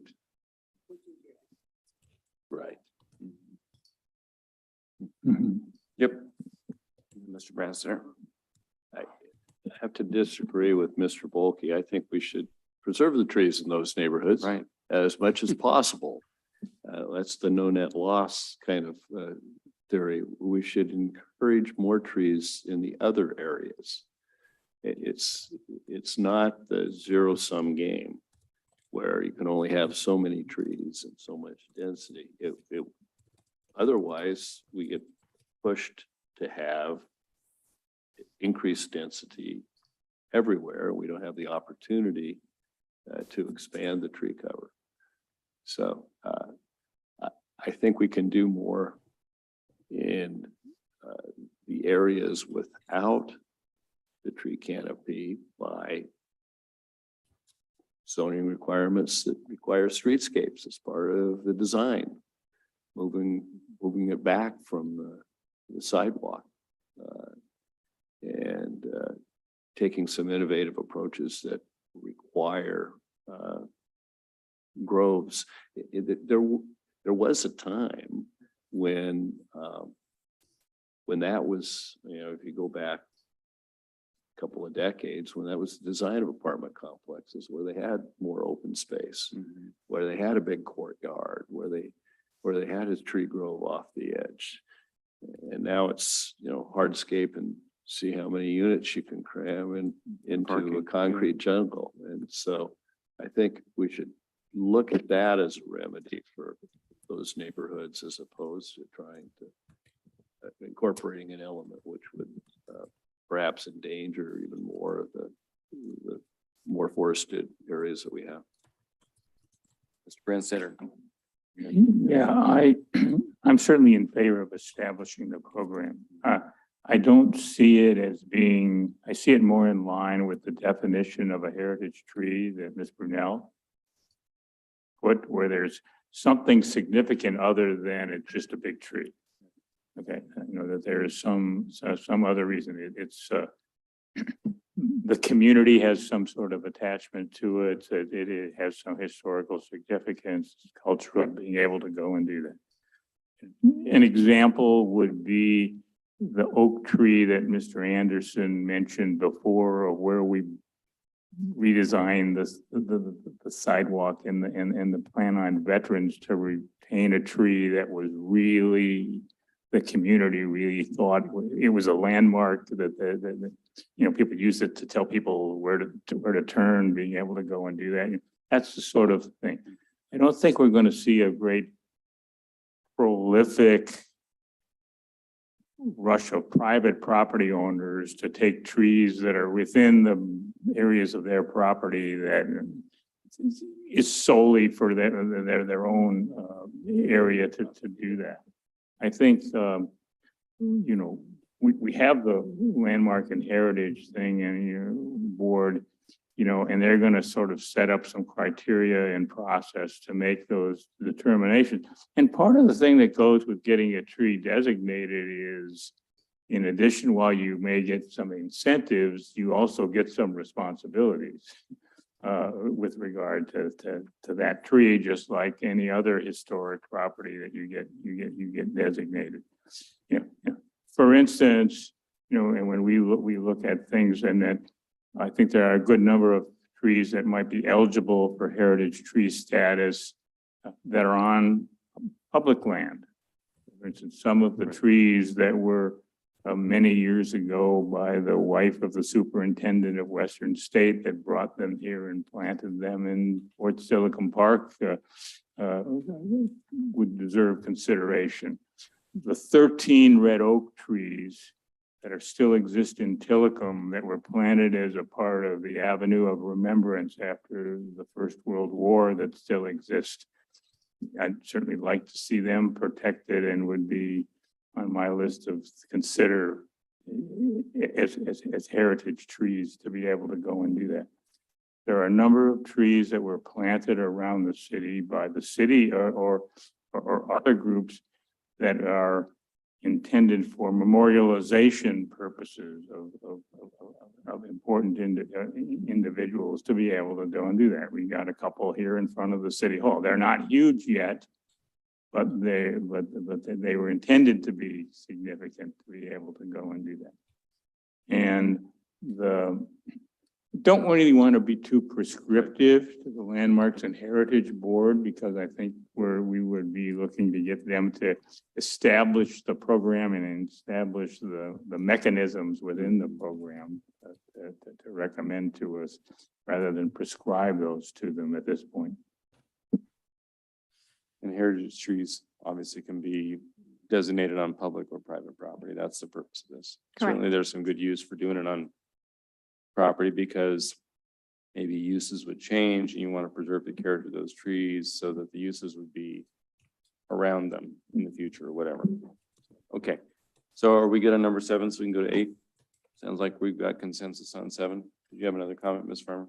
Just want to make a quick comment that I think this is one more tool to protect trees in our canopy, which I think that we can all agree that we would like those things. But Mr.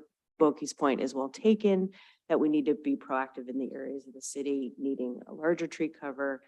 And I'm wondering if there's a connection. I don't know that we need it written out or designated, but the urban forestry program theoretically would be looking at all of these smaller things that we're doing in the holistic manner. Somebody's got to be the eye in the sky, looking at all the parts of looking at the whole of the parts, some of the parts.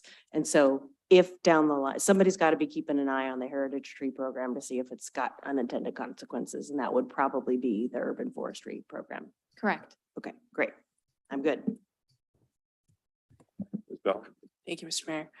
Yes, I just wanted the clarity on that too. This is what we want to establish, details to come on it, keeping an eye on equity, the canopy, the other pieces and parts, the urban forestry program, the oversight. So more details to come. This is where we're at with it, correct? Yes. Okay. This is establishing the code provisions that allows Right. us to take those next steps. Okay, thank you. Okay, maximum removal of develop single-family properties. So what this is referring to is what we have referenced a couple of times even this evening, which is the number of trees that can be removed today without a permit, and in the future on a single-family lot with a permit. So that table is found on page 40.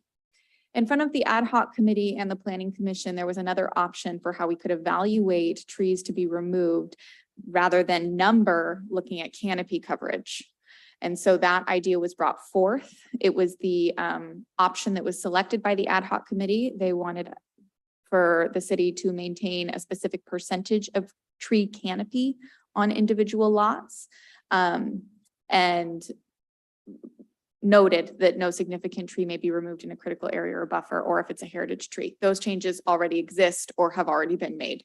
So the large issue in front of you today is how we measure tree removal.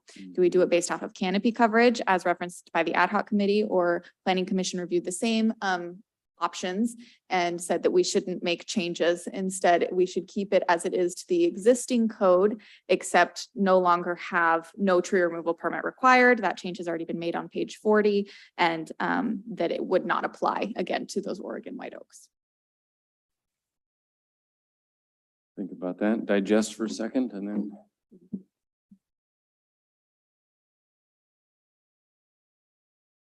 And the thought behind the planning commission recommendation really was that there are a lot of changes being proposed stem count is something that seems to be easier for individuals to be able to administer themselves, as well as for the city to be able to administer versus canopy coverage.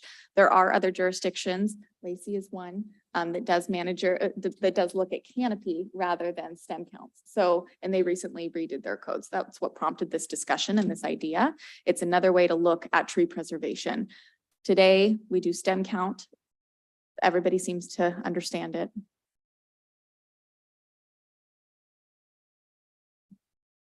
So the canopy obviously is impacted by the size of the tree.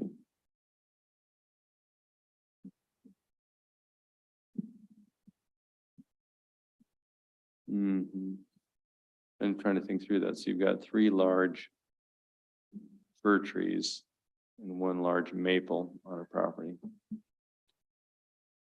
You want to take out 2 of those trees because you're going to build an ADU or whatever. So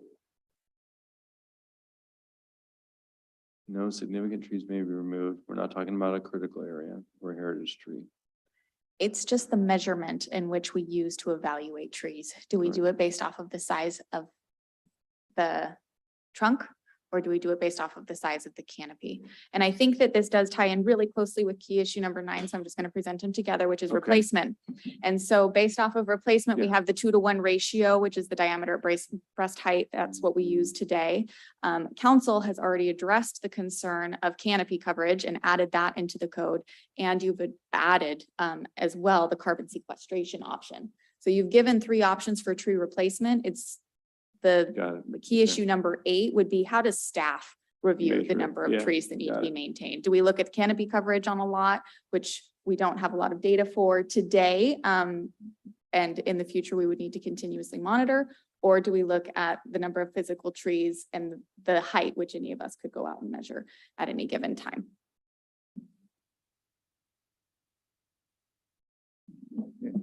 Mr. Branstetter. Yeah,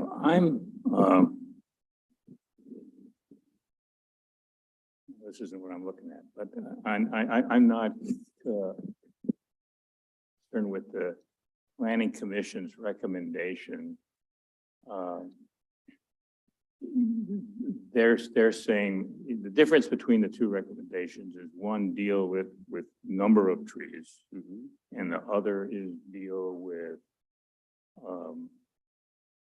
you can only remove trees if your tree canopy is over the percentage that we're targeting for each lot.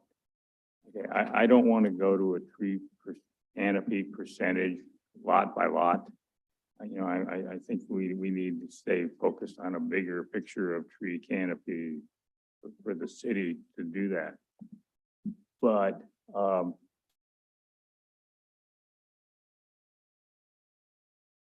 under the Planning Commission recommendation, if someone wants to remove, and we say you can remove 3 significant trees, okay, and based on your size of the lot, that this doesn't say, are we saying that you can do that without a permit? No. So the require a permit for Oregon white oaks isn't exactly accurate. It's the permits are required for all significant trees. They're referring to page 40, where we struck without a permit from the table for preservation criteria on single family residential lots. So they're saying that they want to strike that language. So even under the Planning Commission recommendation, a permit would be required for any significant tree, and it would have to meet some significant use or reasonable use criteria to be able to remove those trees? No. So if you're looking at the number of trees that can be removed on a lot, we are now going to be keeping record of them. Essentially, there are a certain number that can be removed every year, and we will be recording that via the permit. Okay, but we would be requiring permits so that we're actually tracking what we always said before, but had no way to track. Correct. It's the table on page 40 that we're focused on, Yes. and then how we're determining. the Yes. stick- So an stick alternative for measurements this of the- table would be that you'd see a lot of percentages for tree canopy instead of numbers. Okay. Okay. And then, yeah, I was gonna say, go to number 9 so we can So talk for about measurement. replacement, again, moving over the the difference here is the percentage versus the replacement ratio of 2:1 based off of inches. And the council has discussed that option as well as added two additional options for replacement, which would be using the canopy coverage and or carbon sequestration. I think the simplicity of getting to the proper result, which results in the replacement, is probably stick count as opposed to canopy count, is what I'm hearing you say. Correct. So going back to 8, I would be comfortable with the planning commission's recommendation, which is reflected in the table on page 40, I think, right? Yes. Because then we have the 2:1 replacement ratio if we're removing trees, or the other considerations for replacement value. So to expedite, any other thoughts on that, or do we have Yeah, consensus on those two issues? Well, we got consensus, but I do have a question. Okay. Realistically, the lots are so small now. I mean, when I see new houses put in, they're on, 7,500 foot lawns. yeah.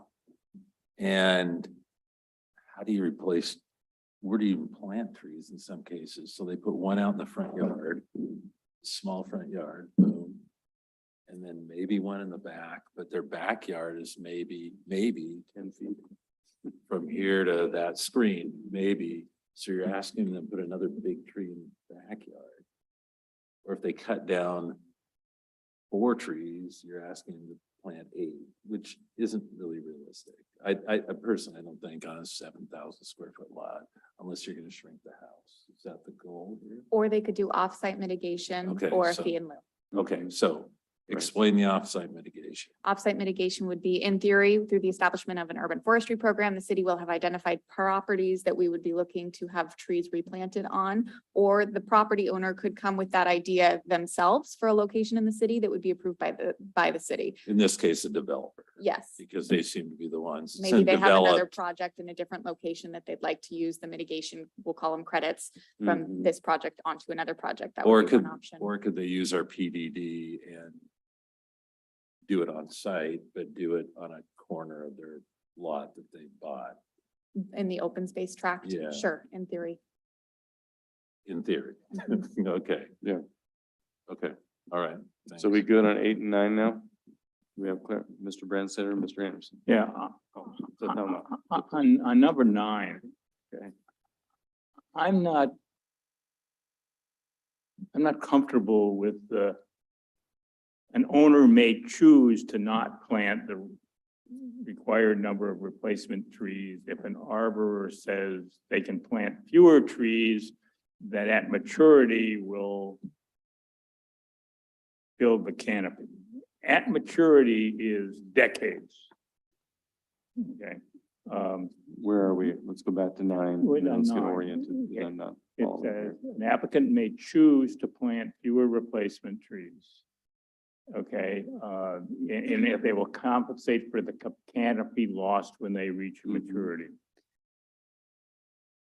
Maturity is a long time away, in other words, you're gonna take away canopy and the 2-to-1 ratio with given survivability and things will eventually get you that canopy back. And in fact, our goal, we just discussed goal a number of steps back, is not to lose trees and replace the canopy back to today's level of canopy, but to get canopy to increase. You know, we talked about getting to 40%. So that I am not sure, that would, I don't understand how that's in the best interest of doing things when the 2-to-1 ratio, and it's not take down 1 tree, plant 2, it's take down 1 tree and maybe plant 5, depending on how big a tree it was, to be able to go and do that. And to say that instead of planting 5 trees, you can plant 1 that in decades will grow to be as big as the tree you took down is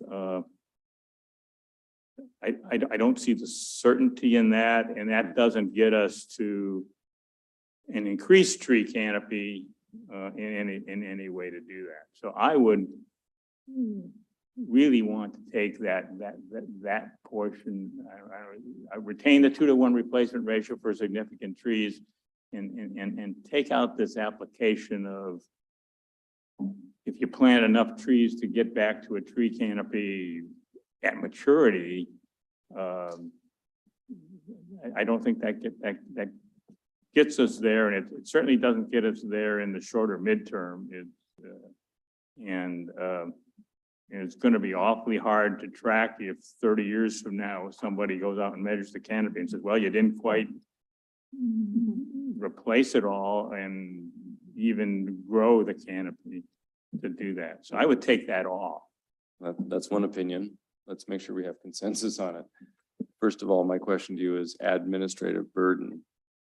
You know, if you've got the permit for the removal and then you've got the 2-to-1 replacement, are you already going to have this arborist coming in to give you some sort of an opinion on the permit that, hey, they want to do 2 X trees as opposed to 4 Y trees? Yes, likely at that point, we would already have somebody working either with the applicant or our Okay, arborist. got it. I would say that the intention with this, it was from the ad hoc committee recommendations, Mhm. was to incentivize folks to choose more decadent trees rather than just replacing it with as many small, cheap trees as they could in Got order it. to meet the replacement ratio. And so one possibility would be that we could, instead of saying I'd leave it fewer alone. trees, it could be reduced by a half or something up to that for canopy coverage. But that was the original intention, was With the way that it's stated. correct. Okay. Yes. Yeah. So if you were to change that to the applicant may choose to, instead of saying plant fewer, may choose to plant at a ratio of 1.5 to 1 if the trees that they plant are going to at maturity produce canopy. But the way that it's worded is just a big loophole. Maybe. I say maybe because I built on bare dirt next to 2 neighbors who similarly built around the same time, and then we decided we needed to cover every spare dirt with trees and bushes. Now we live in a jungle, and those trees have grown dramatically. I've got more tree canopy over my roof than you can possibly shake a stick at. And it's because we planted good quality trees and they grew and they continue to grow. So I would prefer, if I'm a homeowner, to have the option to plant maybe fewer replacement trees, but they're going to be good quality trees because, we have one big oak in the back, but the other trees have grown dramatically. So I'd prefer we stay with the recommendation and keep the flexibility there. Sounds like it's not an administrative burden or any more of administrative burden, No, we would be relying on the arborist reports. So quick consensus on that, because I'm going to move on. Leave it alone. Yeah, we got 4 or 5, leave it alone. We have 1 that doesn't. I get it. We're going to move on to number 11 though. Next. Key issue number 10, City Tree Fund. This is the code amendments are found on page 48 of your packet, pages 48 and 49. It is essentially adding 3 additional options for where those dollars could be placed and spent. And that includes tree permit fees and penalties, restoration or enhancement of Oregon white oak trees, including on public land, and resources to support the administration of the tree preservation code.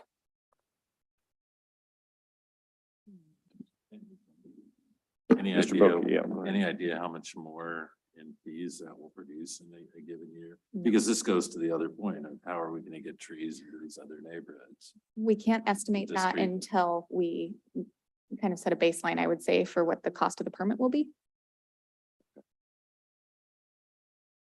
I didn't hear anything of planning commission either, so. Okay. I will say that we just recently had a permit application that was over $450,000 in mitigation fees. Wow. So Yeah, but I would just say that I would want to somehow include the wording to fund the urban forestry program. as an allowable expense. Makes sense. That's what it's for, right? Yep, item number 8 that's been added under the revised red lines 49 is for any support to administer the tree preservation code, Page, which real quick, 48. 48.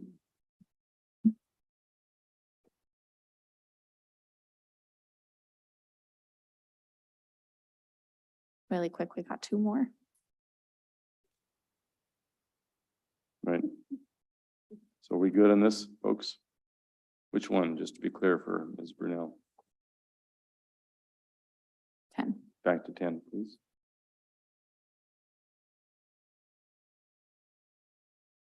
We're good with the planning commission recommendation? Is that what you're telling me? Correct. They just built on each other. So the ad hoc committee came up with 2 other line items, and then planning commission wanted to add the support of administration in the tree preservation code. Okay. Mr. Anderson, I'm concerned that we're penning ourselves in by ordinance to Gary Oaks instead of what might be best.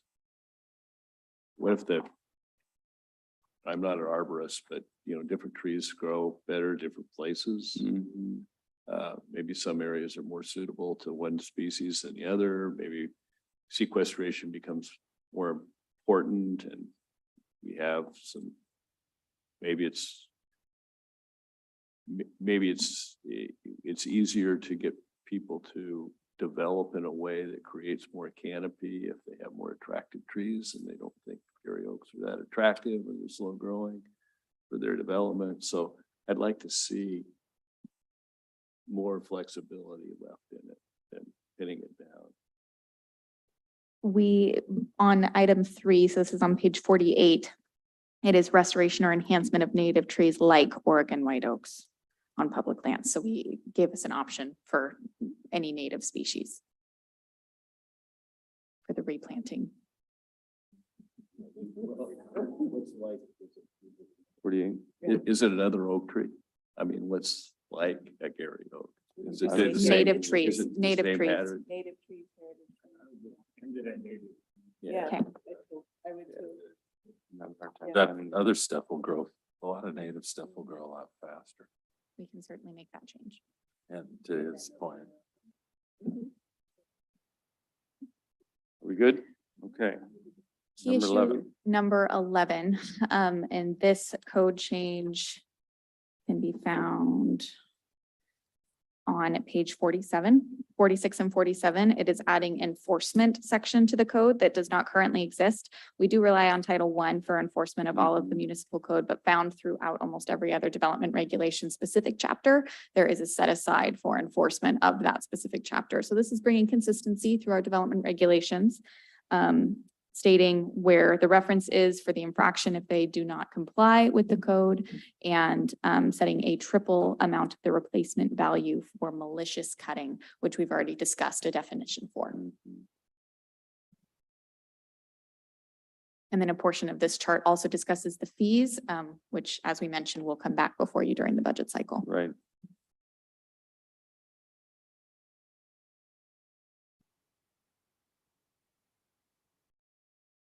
Okay, any questions, comments? That looks pretty consistent. Number 12. Last up, we have incentives. The table of new incentives can be found on page 45. Under the current policy and code, there are no explicit incentives to encourage tree preservation. The ad hoc committee asked that we add incentives throughout the city's development regulations to promote tree preservation. The planning commission added additional incentives throughout the city's development regulations. So there's consensus across these groups that we add these incentives, and those incentives are found on pages 45 and 46 in summary form, which will be adopted into the code for summary for administration. And then the full code revision red lines begin on page 51. So sprinkling traces of tree preservation throughout our development regulations. And that's no small task. Thank you for doing it. So as you're going through, any questions about the incentive portion of the proposed ordinance?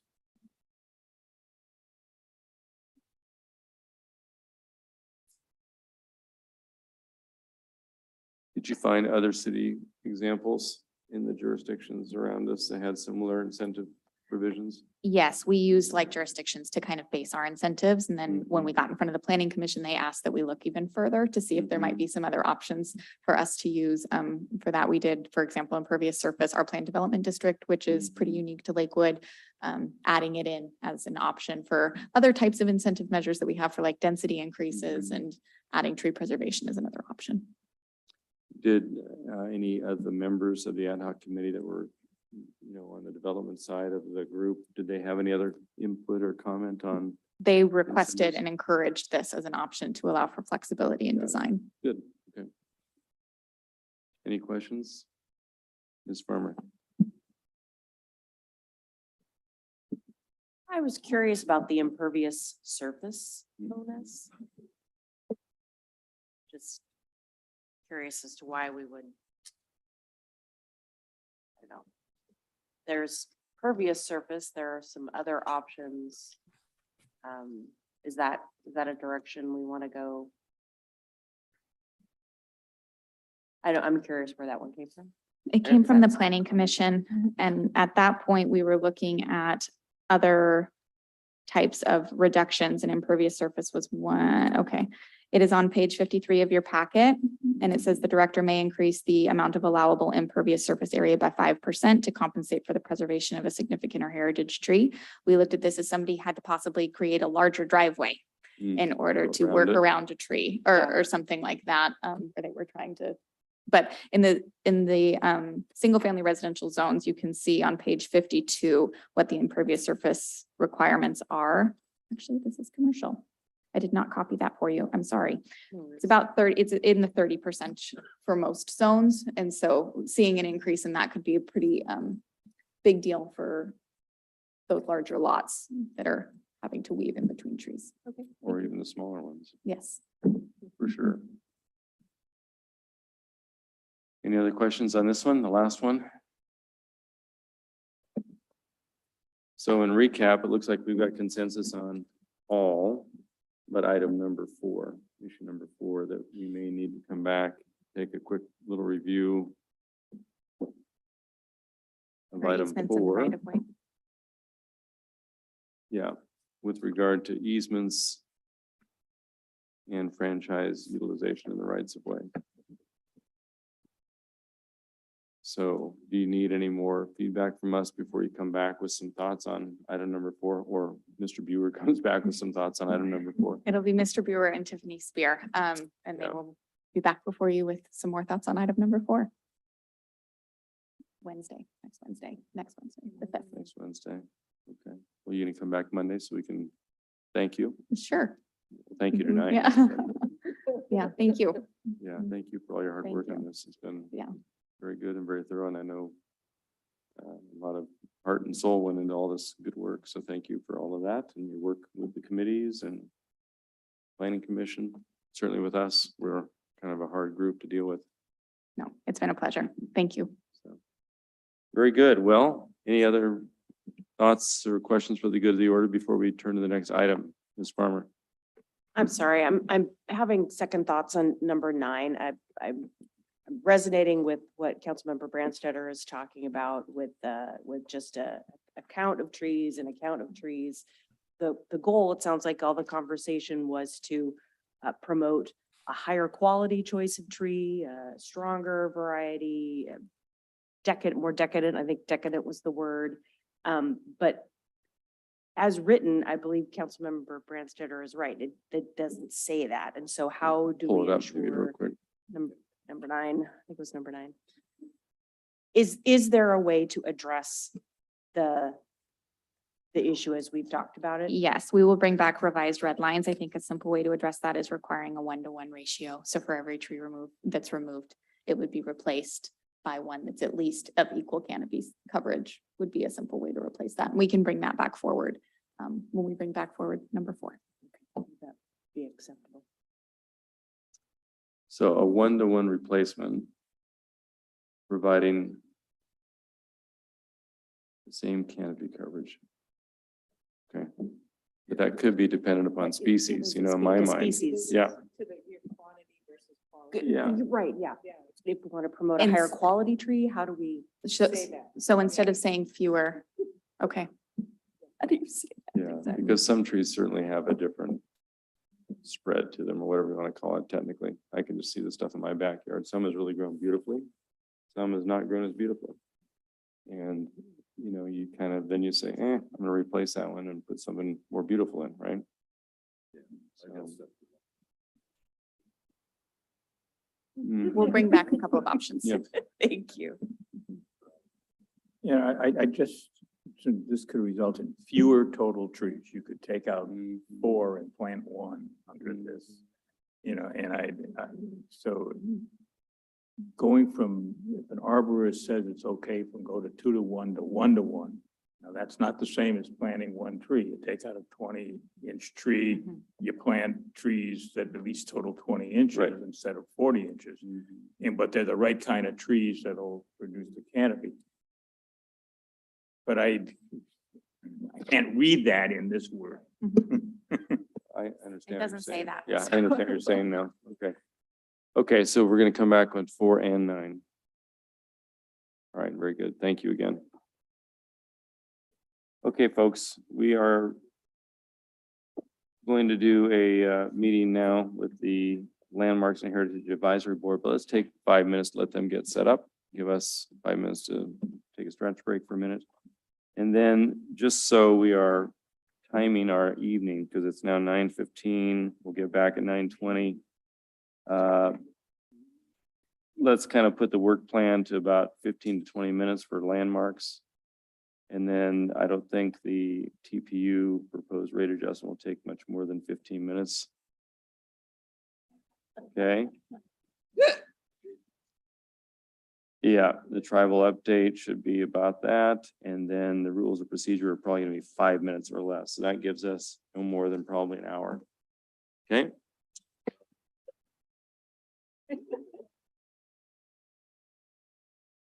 Yes.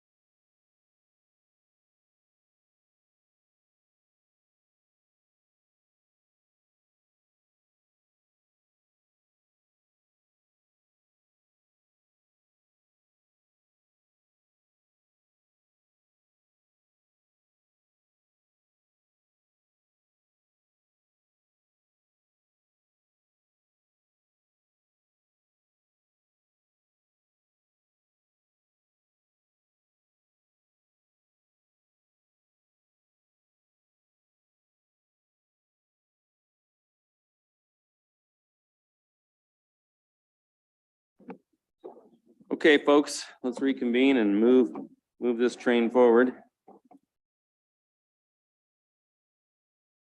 So we have our Landmarks and Heritage Advisory Board members, so who's chair this year, Glenn, or are you chair this year? Glenn's chair. Glenn, introduce both of you, all three of you rather, and Okay. let's hear about the work plan. Welcome. Well, we've got three members here today. Great. Myself, Beth Campbell, and Christina Minetti. Our liaison is Paul Bokey. And Courtney is our planning manager. Karen Devereaux takes care of the paperwork.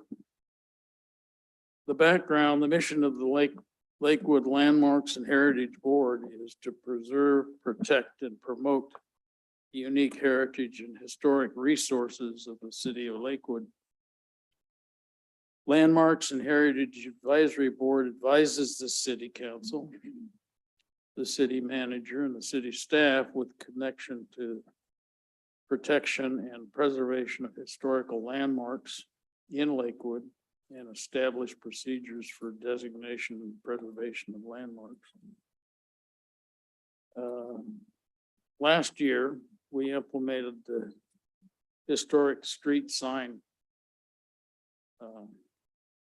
recognition program, and you've seen those all over the city now.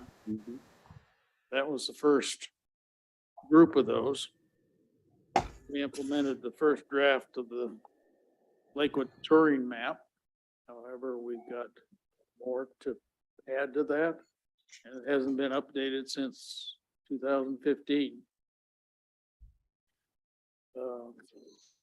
Now I've got to go to another sheet and talk about our work plan for 2022. Many of our work plan items require follow through from other agencies and private property owners. As a result, our timelines often get delayed, and we'll list the work plan item and provide the current updates. First work plan item is looking for opportunities to expand historic streets and recognition program. We're already working on that. But this will be one of our things for this next year. Next work item, plan item is continuing to work with Clover Park District to incorporate local history in the curriculum. So far, we haven't had a lot of actual interchange with Clover Park. They've got enough to work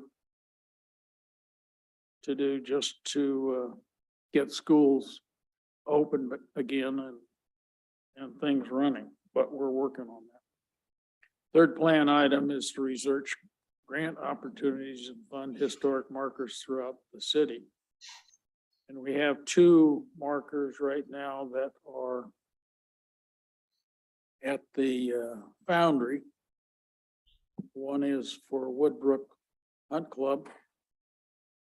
And we're hoping to have that in, and the mayor designate the plaque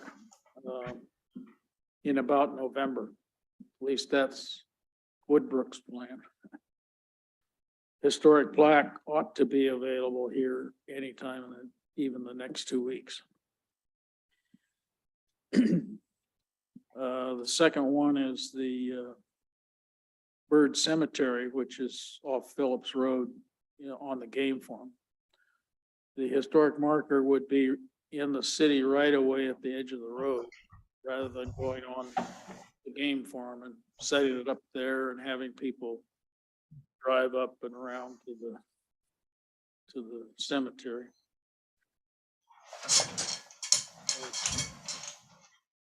We're gonna be updating the touring map, final update, and we've yet to finish our final draft edits. for the map. We hope to get that done shortly, and we're trying to get input from the Squally tribe also on items that they may think should be on the map.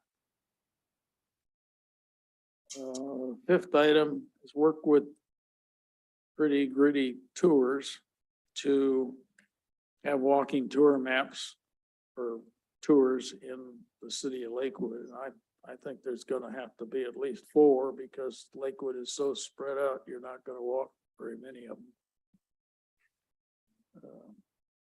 One dense area, of course, is around Fort Stilican Park and Fort Stilican. There's at least 4 markers, historic markers there, and all kinds of history and so forth. Next work plan item is to use community landmark designation. Designation for the Colonial Center, Western State Hospital, Rosalie House, Villa Carmen. That's Madeira, for those that know that name. Flat House, Little Church on the Prairie, Thornwood, Muir Harkins Hangar, Tacoma Golf, Country and Golf Club, the H Marn at Stilican, Bolero Lanes,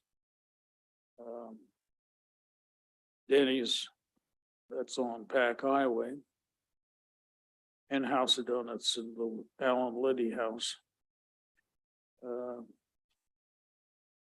Many of those are already on the touring map, but it would be nice to get community landmark designation. I have tried most of those items for full-up designation and never had any success with any commercial property. Next work plan item is work on recruiting new members. And of course, if we're gonna have to work on trees, we're gonna need lots of new members, I suspect. I may have a comment on that toward the end of the program here, but next thing is actively engage with the City of Lakewood Youth Council. We haven't seen any youth council. I don't know that they've been selected yet. That's probably the case. So we have worked a number of years in the past with youth council history-oriented students. And they need to be history-oriented and interested in what we're doing, hopefully. Our last work plan item is create a short history of Lakewood. There's already one that was done a number of years ago by our board. And I think it was supposed to be on the website, although I haven't looked and don't know for sure whether it is right now or not. But that was put together by our board. That took most of the year just to do that. And right now we're considering partnership with Clover Park School District to create the videos and offer as a resource for the students to learn more about our local history.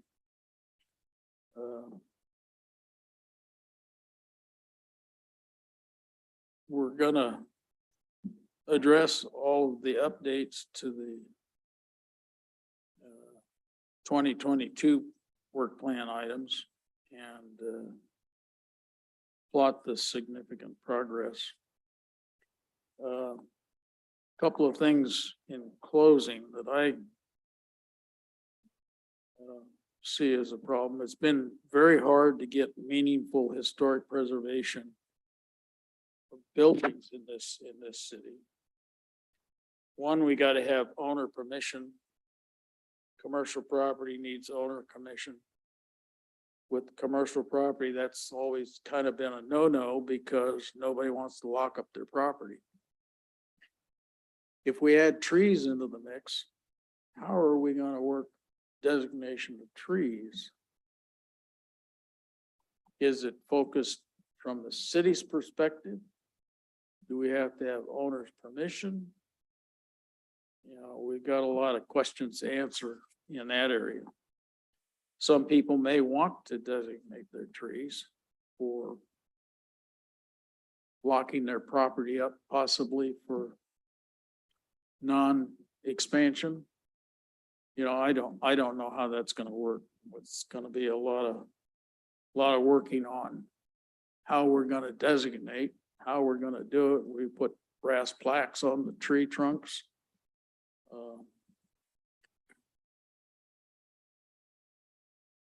Now, I have tried to designate, you know, the full up designation of Rhodesley, Thornwood, Colonial Center, even QFC, Fort Steilacoom Military Fort, Fort Steilacoom Park H Barn, Town Center, Little Theater, and the Lakewood Library, but all of those have been kind of a no-no. So what do we do? If it's city property, can we designate city property? I don't think that's going to be permissible. So we'll have to see. How do we go about designating trees? Do we have to have owner permission? How's that going to benefit the city? Because not a lot of people are going to want to designate their trees and lock them in. And it's the same thing with private property, either commercial or personal private property. So that's the bulk of what I had to say. We got any questions of how are we going to have guidance on the tree thing? Are we going to have to figure that out ourselves and experiment? Or is the city going to at least have some basic guidelines like they do with the rules of what we can and can't do? Well, good questions. I think there were some basic guidelines in the proposed code that we reviewed tonight on the heritage tree designation, but if the committee thinks that that could be fleshed out more to make it even more robust or better or more understandable, that certainly could be part of the work plan. That's my thought. And Mr. Hayes has joined us by Zoom, so welcome, Mr. Hayes. You can hear us? Absolutely. Can you hear me? You certainly can. Yes. Yes, I apologize to my fellow advisory board members. I've had a back issue the past week or two. I've not been able to attend. But as to the question about heritage trees, I would like to add, I appreciate very much the work that it's been done. I think the ad hoc committee's recommendations are probably the best recommendations. And I would note I also live at 9311 Maple Avenue Southwest in Lakewood, lots of trees around. I work for the communications office at the Department of Ecology. But I would say on this issue of heritage trees, as a private citizen, I do know that not all trees are created equal. Some trees are relatively rare or even unique to our ecosystems here in Lakewood and Pierce County. I also know that there are native species and non-native species that can help us designate which are heritage trees. And I would welcome the opportunity to have, in part, the Landmarks and Heritage Advisory Board begin to work with the forestry program and whichever arborist it chooses to hire in working out some sort of instrument or process for determining which trees are heritage trees, whether that's history or tradition here in Lakewood, or some ecological concerns, or impact and economic development. I think there can be an instrument created that's reasonable and stays within the boundaries of the code that you guys have been working on. Thank you. No, thank you. Good comment. You know, I would encourage the group, if there's some collaboration to be had on this idea of how to best identify and cultivate heritage tree designations. You know, the folks at Lakewood Gardens, they've got folks on staff. They're really, I mean, that's part of their business. They've got those beautiful trees there and they have designated them and they have culled public support to adopt a tree at $1,000 or $5,000 or $10,000 a pop annually.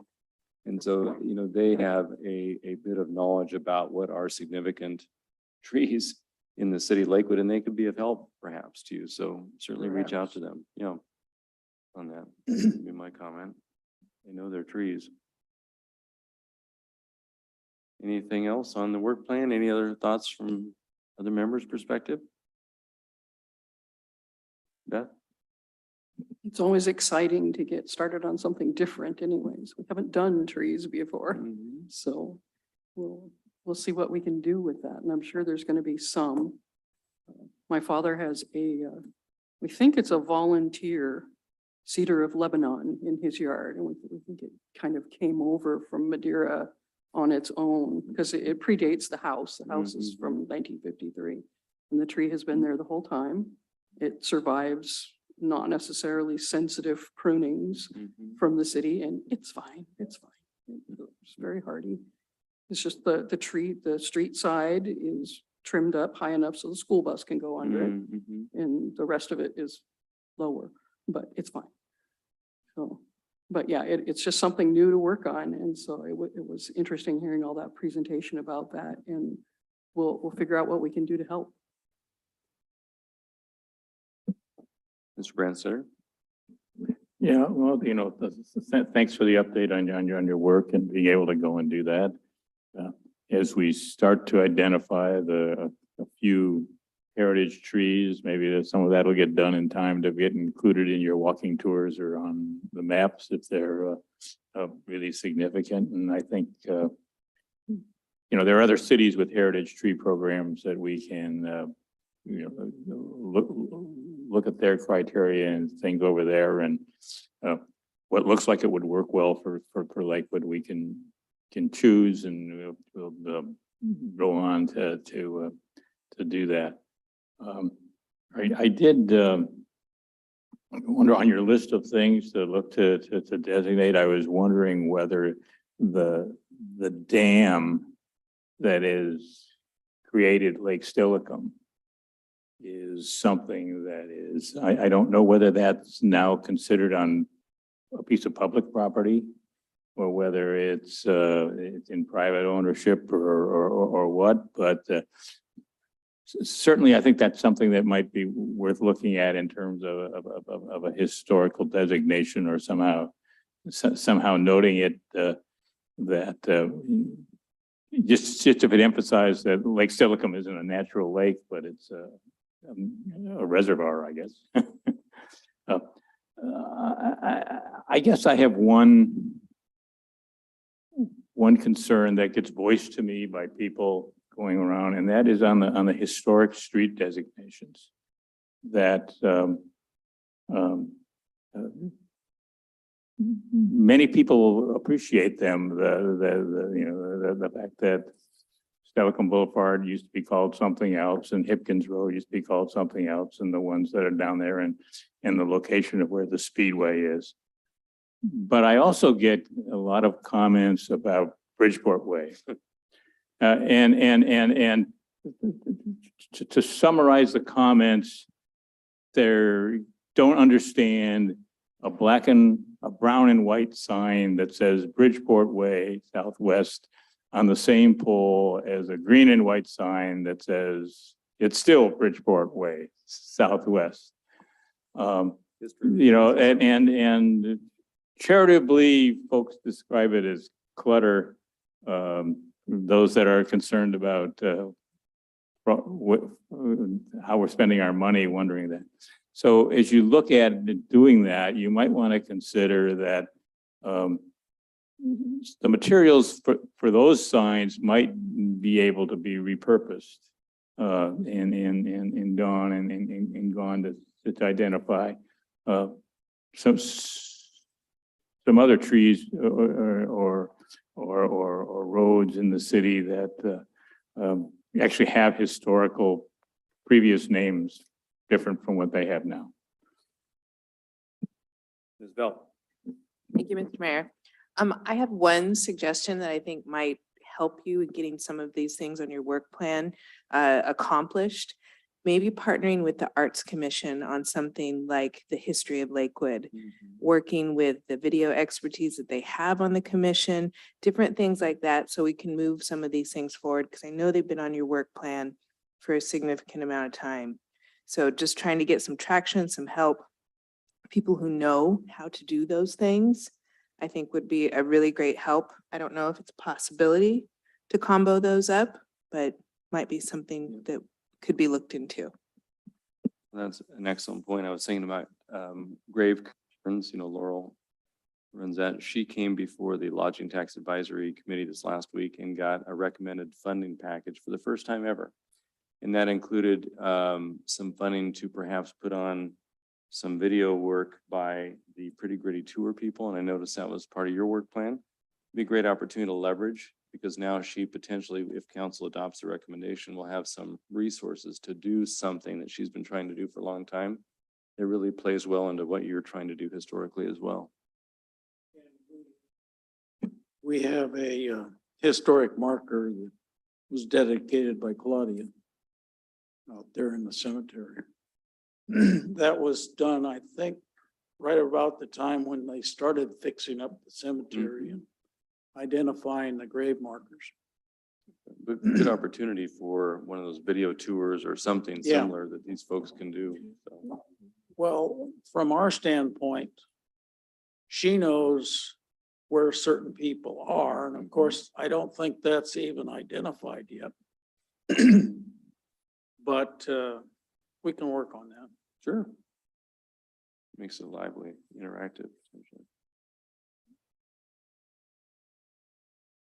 Anything else for the good of the order? Otherwise, thank you very much for your work and for spending time with us tonight. I know that you were mid-agenda, so you got to listen to all sorts of commentary and discussion on all things trees. So you got a good heads up on heritage trees now.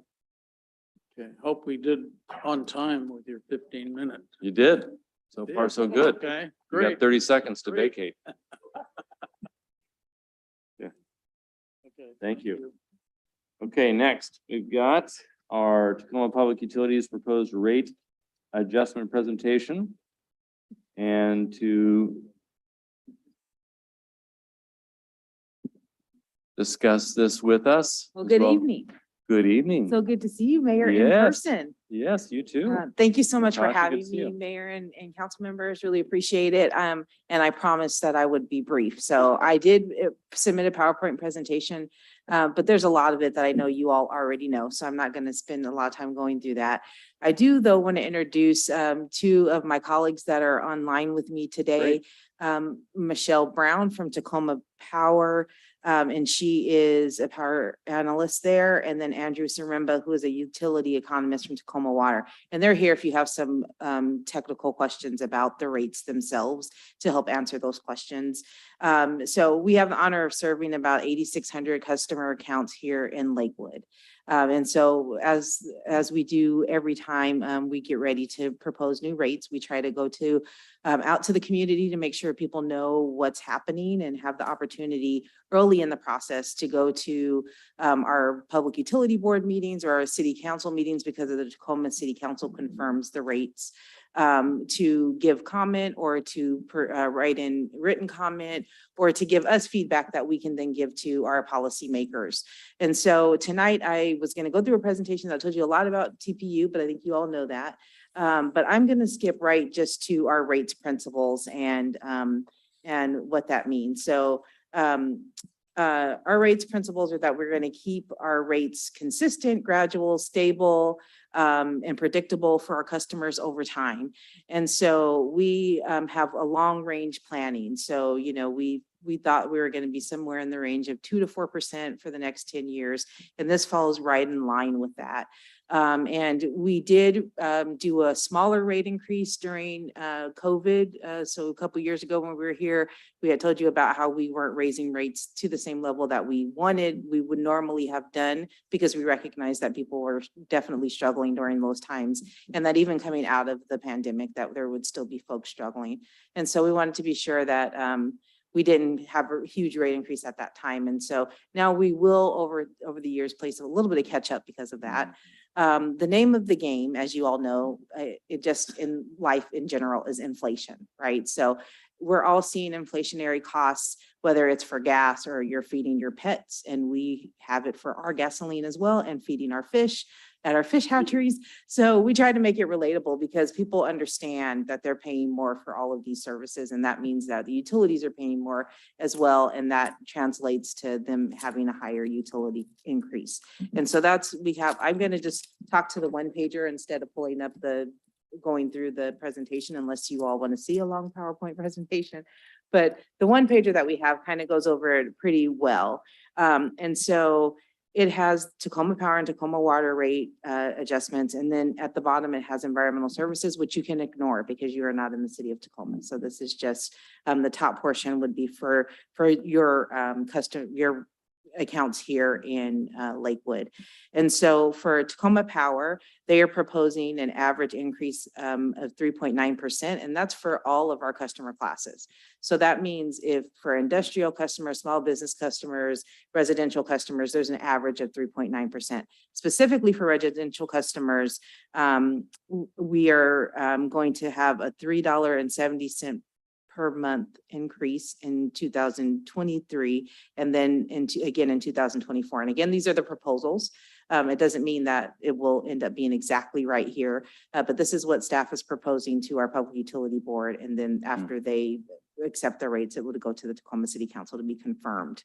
And so I will show you, just click through a bit here. So there's a lot of information about TPU. If you have questions about that, contact me anytime.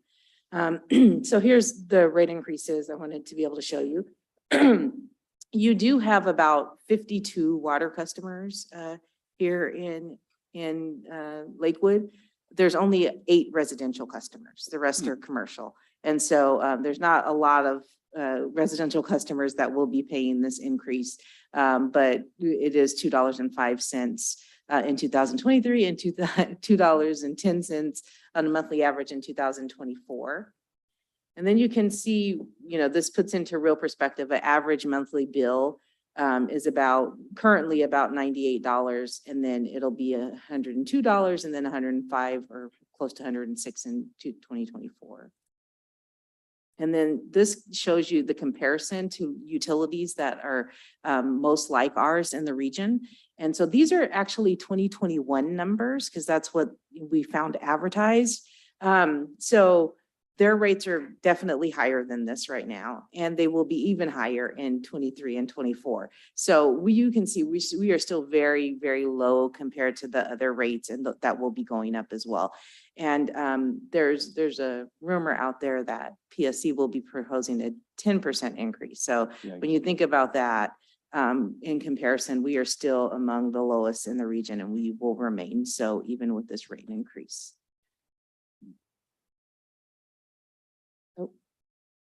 So this was water, and again, this affects 8 customers in your. So you hopefully, not to say those 8 customers are not important because they are very, very important. What's that? Correct. So there you go. So the one thing that I do really want to emphasize is that we recognize that there are a lot of folks who are still hurting, and any increase of $3.70 a month is $3.70 a month, and over time that could be a lot for folks. We currently have increased our discount program for seniors and people with disabilities who are income qualified. There used to be 30%. We are now doing 35%. And then we have for folks who got COVID balances, obviously in COVID, there was a moratorium. So you didn't have to pay your utility bill. A lot of people didn't because they couldn't. And now we automatically place them on a long-term payment plan of 24 months. If they have problems paying that, they can contact us and we'll do our best to get them assistance or to start a new payment plan with them. So we encourage people to reach out to us if they have questions or concerns. Our goal is to always keep people in service. So we want to work hard with folks to try and find the resources that they need in order to do that. We have the Bill Credit Assistance Program, and currently this is our credit. So if you pay your bill on time and in full each month, you get a credit. And you can see what that averages out to over time. And again, this is just power and water for you all because you don't have the environmental services for the city of Tacoma. And then yours mostly power because you only have 8 customers with the water. So you can see that they could earn $252 a year if they were paid in full and on time. We recognize that that is not always possible for folks who are struggling. And so the new proposal is that if you are income qualified, you would automatically get a $22 credit a month, and same with water. So all you have to do is tell us that you're low income and show us your paperwork that shows that you're income qualified. I shouldn't say low income because it could be depending on how many people are in your house and all of these things. So there's on our website, you can see the chart that tells you if you would be income qualified. You could send in that proof to us. We would automatically give you a $22 credit a month. If you end up being on time and paid in full each month, we would give you an additional $21 a month. So if you were to get that full credit for electricity, you would basically cover the entire rate increase for the year.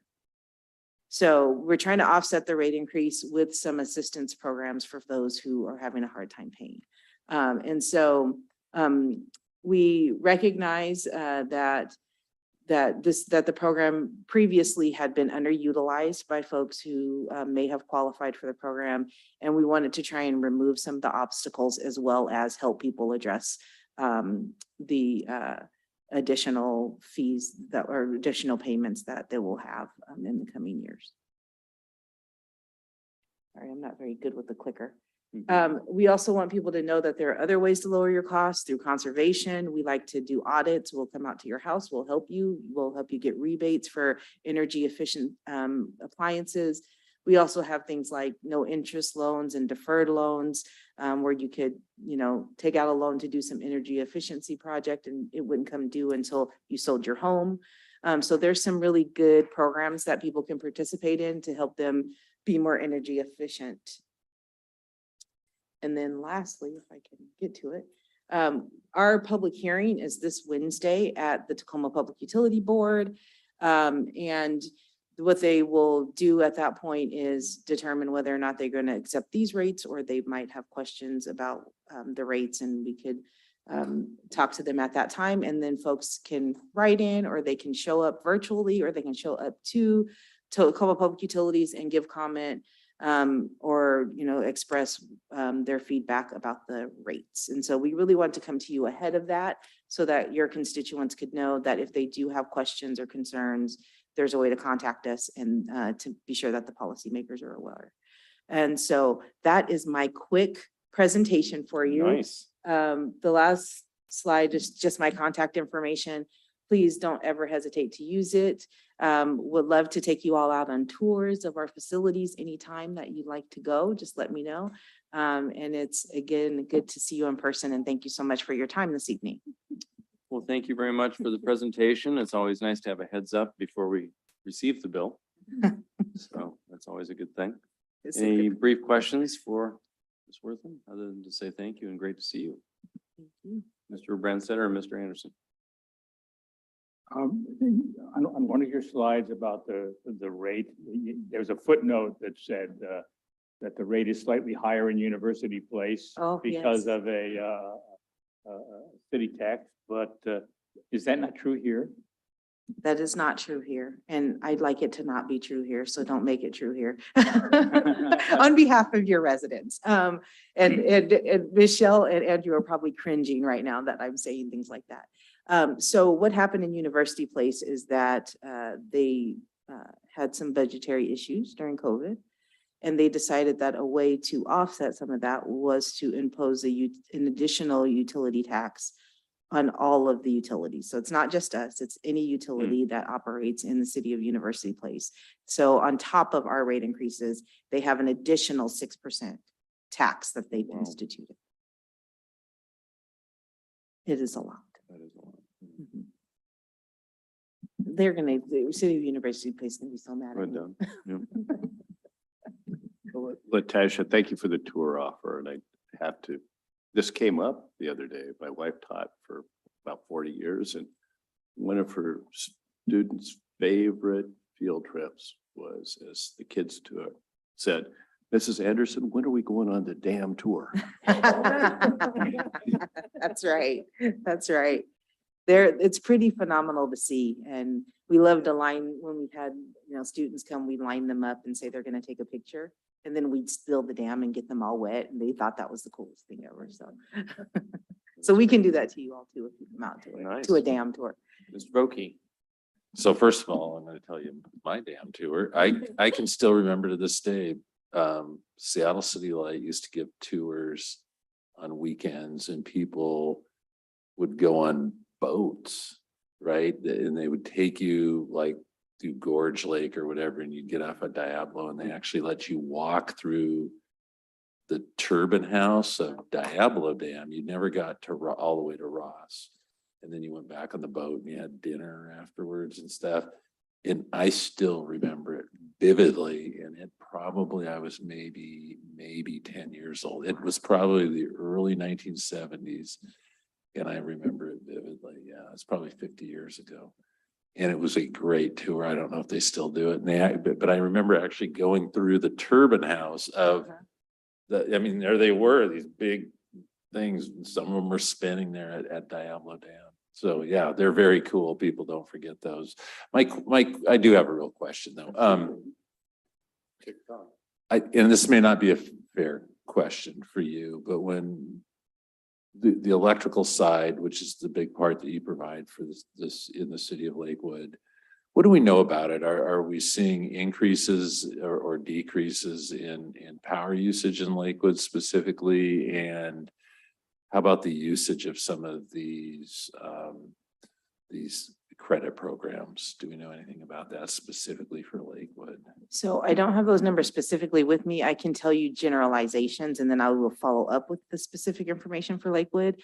In general, if you look historically, everything has gotten more efficient. So it looks like we're using less, even though we're growing, right? But we know that over time, the more growth we have, the more we're using power. And so that's what will happen. So it may look like it's decreased over time because we become more efficient, right? Everything's more efficient, and the laws make things more efficient. So it just kind of depends on what you're looking at specifically, but we can get you usage for customers in the area over the last 5 or so years so that we can see where we are there. And then in terms of the discount programs, again, they have been very underutilized. And so we know that is the case, and we're trying to get the word out a little bit more to folks that may qualify. And so that's one of the goals that we have, but I can certainly, again, get you those numbers. We do have those broken out as well.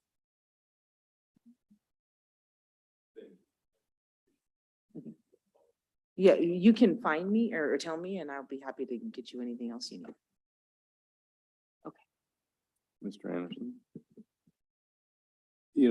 There's been quite a bit of discussion with respect to the ability of both the grid, the local, more localized portions of the delivery system being able to handle what seems to be the coming requirement for electric vehicles charging. Has there been discussion of modifying TPU's rate structure to provide for different rates at different times of day, like they have in California, where people charge at night on the lower rate and then peak in the day when they need the air conditioning is higher, so it discourages air conditioning use? So there's definitely discussion about it. Michelle, if you want to chime in, that would be great. We haven't at this point taken any plan to the policymakers to do that type of point of time service. But it's not out of the question, and certainly something that we'll look into, as you say, as we continue to electrify things and the services needed more. Michelle, did you have anything more to add to that? Yeah, actually. So we have advanced metering that we are rolling out right now. It's delayed, but that will give us insight into when our customers are using and how much, and that will allow us to actually create rates for time of use. That's what those are called. So it's in the future, but right now we just don't have the capability to really create rates that would make sense for time of use. In addition to the rate question, what about the infrastructure rollout? Do you guys foresee taking some leadership role in charging station locations? That kind of Yes, thing? so we have been working on quite a few grants and things like that with a lot of our partners and Pierce Transit, for instance, Mhm. so that, we're looking at places that we can help facilitate. We're also are trying to work with the Puyallup Tribe on some of the granting things that they would do for electrification infrastructure. And we always want to work with our partners to do that. So yes, I would say yes, we are definitely, and we have a whole team of people that are focused on that. So for sure. Fantastic. Well, thank you for coming tonight. Well, thank you all so much for having me. Really Yeah, appreciate good to see it. you. Did you hear anything you wanted to hear about cutting trees and the rights of way? Yeah, I'll just tell you, there's plenty of state legislation about it already. So, Thanks again. Good to see you. yes, thanks so much. We appreciate your bet. time. Okay, next we have a partnership update with the Nisqually Tribe. Mary Dodsworth, welcome. Good evening, Mayor and City Council. We've presented several months ago quite a long list of ideas. We've been working with the tribe for several years on just developing our partnership and our different projects. And so we have been meeting with them and doing site visits and have come together with a package that we're excited to share with you tonight, and also to include in our legislative agenda package this next season.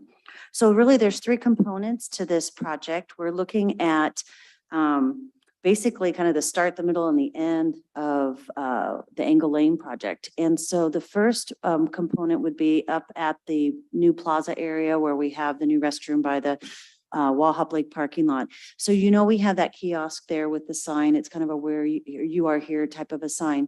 So the idea is on that sign, we would be putting a sign that would be introducing the Nisqually Tribe to our community. It would, as on this side, it's a "you are here at the park." The other side would be kind of, we're believing, a traditional map of their tribal area, and then showing where Fort Slocum Park is on that area. It would have an acknowledgement statement, which is quite important for our community and for the tribe. And then also some photos and things to show not just the past, but they really want people to understand that they're a current and vibrant culture tribe right now as well. So along with, we'd be doing some benches and seating. Really, we started with doing a bench project with them. And so this whole project has sort of evolved from there. If on the plaza, there really isn't any seating areas there. We've been really kind of waiting, and we'd started this conversation right before COVID. And so that kind of took some of the wind out of the project, but we're coming back strong.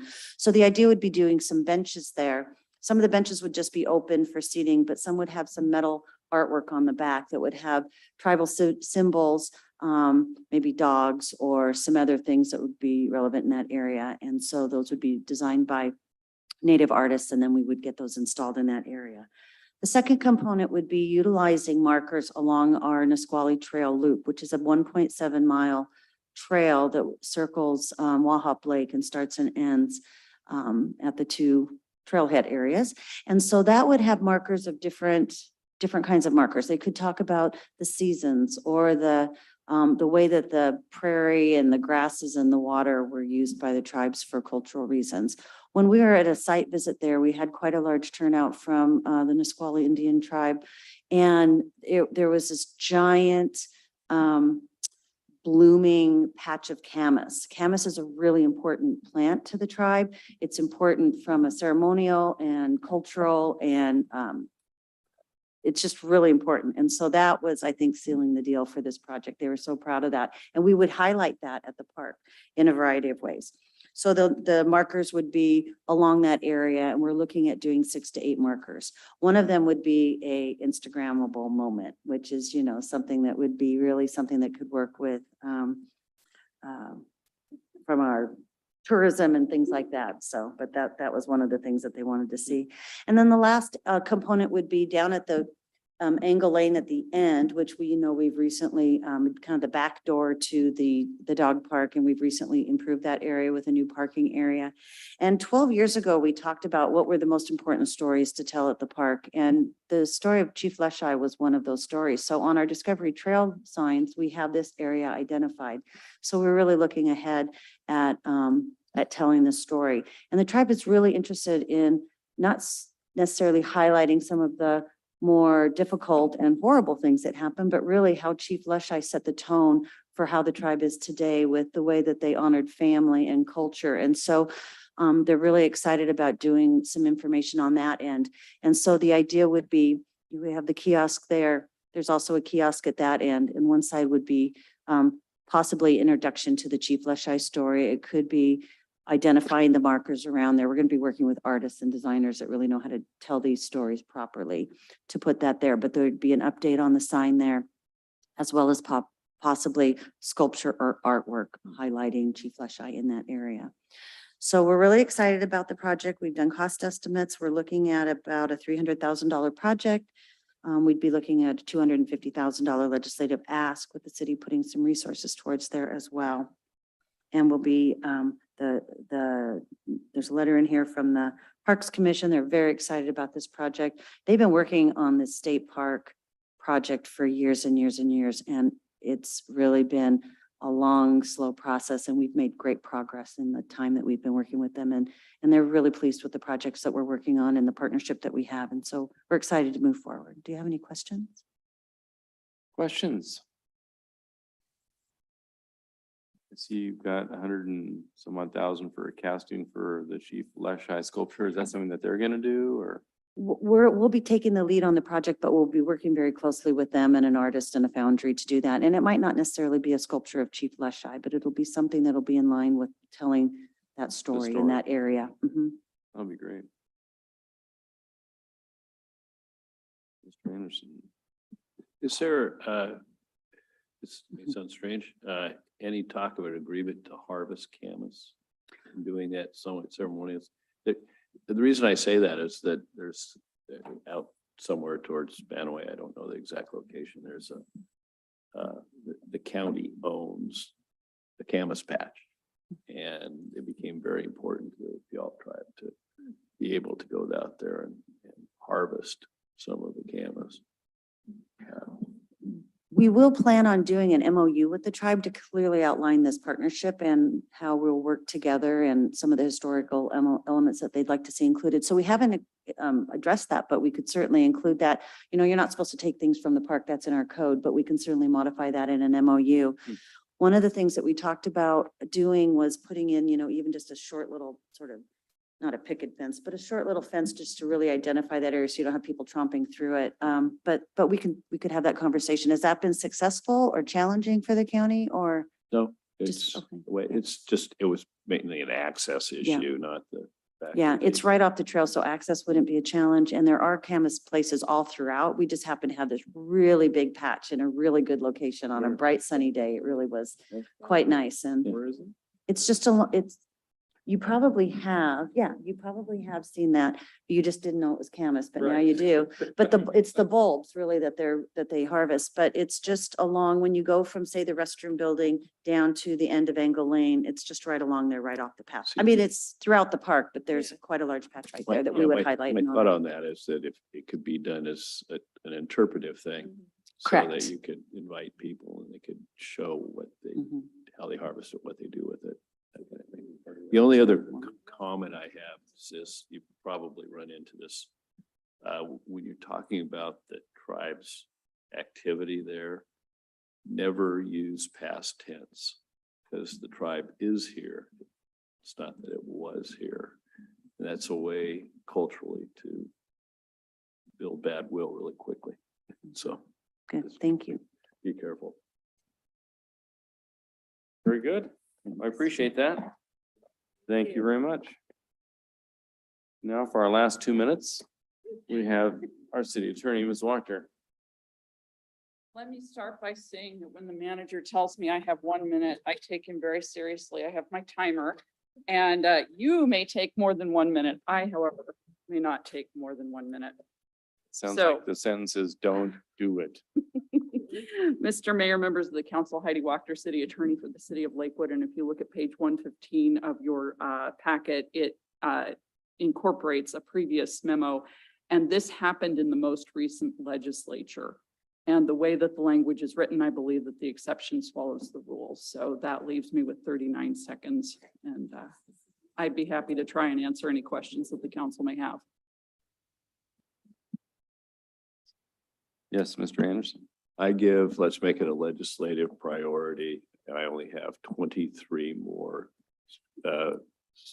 citizen comment periods to sit through. Well, the bottom line is, it sounds like with the recent change to state law, that virtual access to public meetings is the rigor du jour, right? Correct. I think it would be very difficult for a council that had done virtual for as long as we did to say that it's not feasible. And the way that that next language is written is the exception swallows the rule. They basically say if there's any reason a person can't get here, they're entitled to remote access. And being put in the position of trying to defend the city in that situation is untenable, in my opinion. It'd be fun to watch you do it, though. Yeah, well, you Just for guys fun. take all sorts of joy in. Yeah. Yeah. I work in a bus stop. You know, so- legal tap dancing is what we do for a living, so. thank you. Exactly. So I would be happy to entertain any other ideas that the council has with regard to council rules, but this was very specific questions, so I think that would be for another time. Any other questions on that? Any other suggestions for tweaking our applicable rules that might fall in line with state law, but also allow for greater decorum or? And we would agendize that as a discussion item probably down the road somewhere. I Sure. understand you guys are going to be probably looking at a larger topic that involves numbers rather than rules in the not too distant future. So we may try to get past that before we go into the rules. The budget topic, you mean? Yes. Small matter. Small matter. Very good. Well, thank you for that.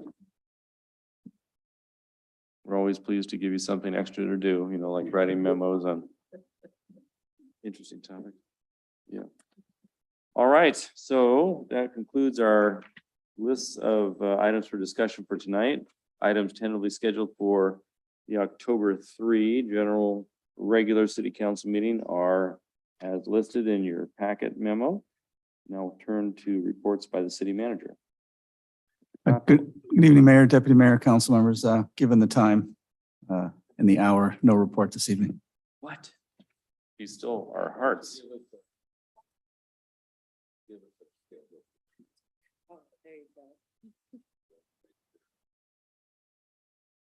So, Councilmember Boki, as it relates to your schedule, two items on Thursday, September 28th, Pierce College is having a grand opening of their new Glacier building, which is to house their veterinary technology and dental hygiene programs. And that's at 4:30 over at their Fort Steilacoom campus. And then this Friday evening at 6 p.m. is the dinner event this body has with your 2-2 Stryker Brigade Lancers folks over at the Tacoma Country and Golf Club. And that begins at 6 p.m. Business schedule, yeah. Means no tie for you. Yeah, no tie for you. Very good. Anything else? If not, we will turn to council comments. How about starting with you, Mr. Boki? Oh, my goodness sakes. Councilmember Bell. I just wanted to say quickly, I appreciated all the presentations and clearing up a couple things for me today, especially with the tree preservation. And then also I was able to attend the Catapult grand opening that was on Friday. And it was fabulous and we've already been, so multiple times, even before the opening. So great addition to the community. Fantastic. Mr. Brandstetter, I'm going with the bees. No comments, Mr. Brandstetter, Ms. Farmer. Haven't had anything recently, but I wanted to mention that I went to the last farmer's market and it was so good and I'm going to miss it. really, it's a little, I've really had to get used to going to a farmer's market on Tuesday because it's sort of an end of the week treat for me before. But it has just continued to amaze me, the number of vendors and the sheer number of people and the music and all of the things. And so I'm very appreciative for all of the work that our staff do and all of the people who partake. And it's a wonderful event. I can't wait for it to come back. Mr. Anderson. I took the boat out for the last time of the season. I had difficulty coming back in Sunday because with low traffic on the lake and no police presence, when I returned, the launching area was now a fishing pier. So there were more than a half dozen fishermen occupying most of the space.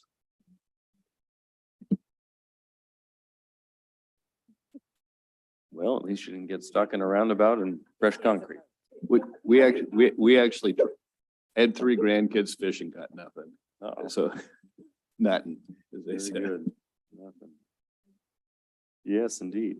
You do know that we made the Tonight Show with our Mini Cooper in concrete, not my Mini Cooper, another Mini Cooper in concrete. Yeah, thank you. I appreciate that. Yeah, all right. Deputy Mayor Moss, you're up. Thank you, And not Mr. about Mayor. my Cooper.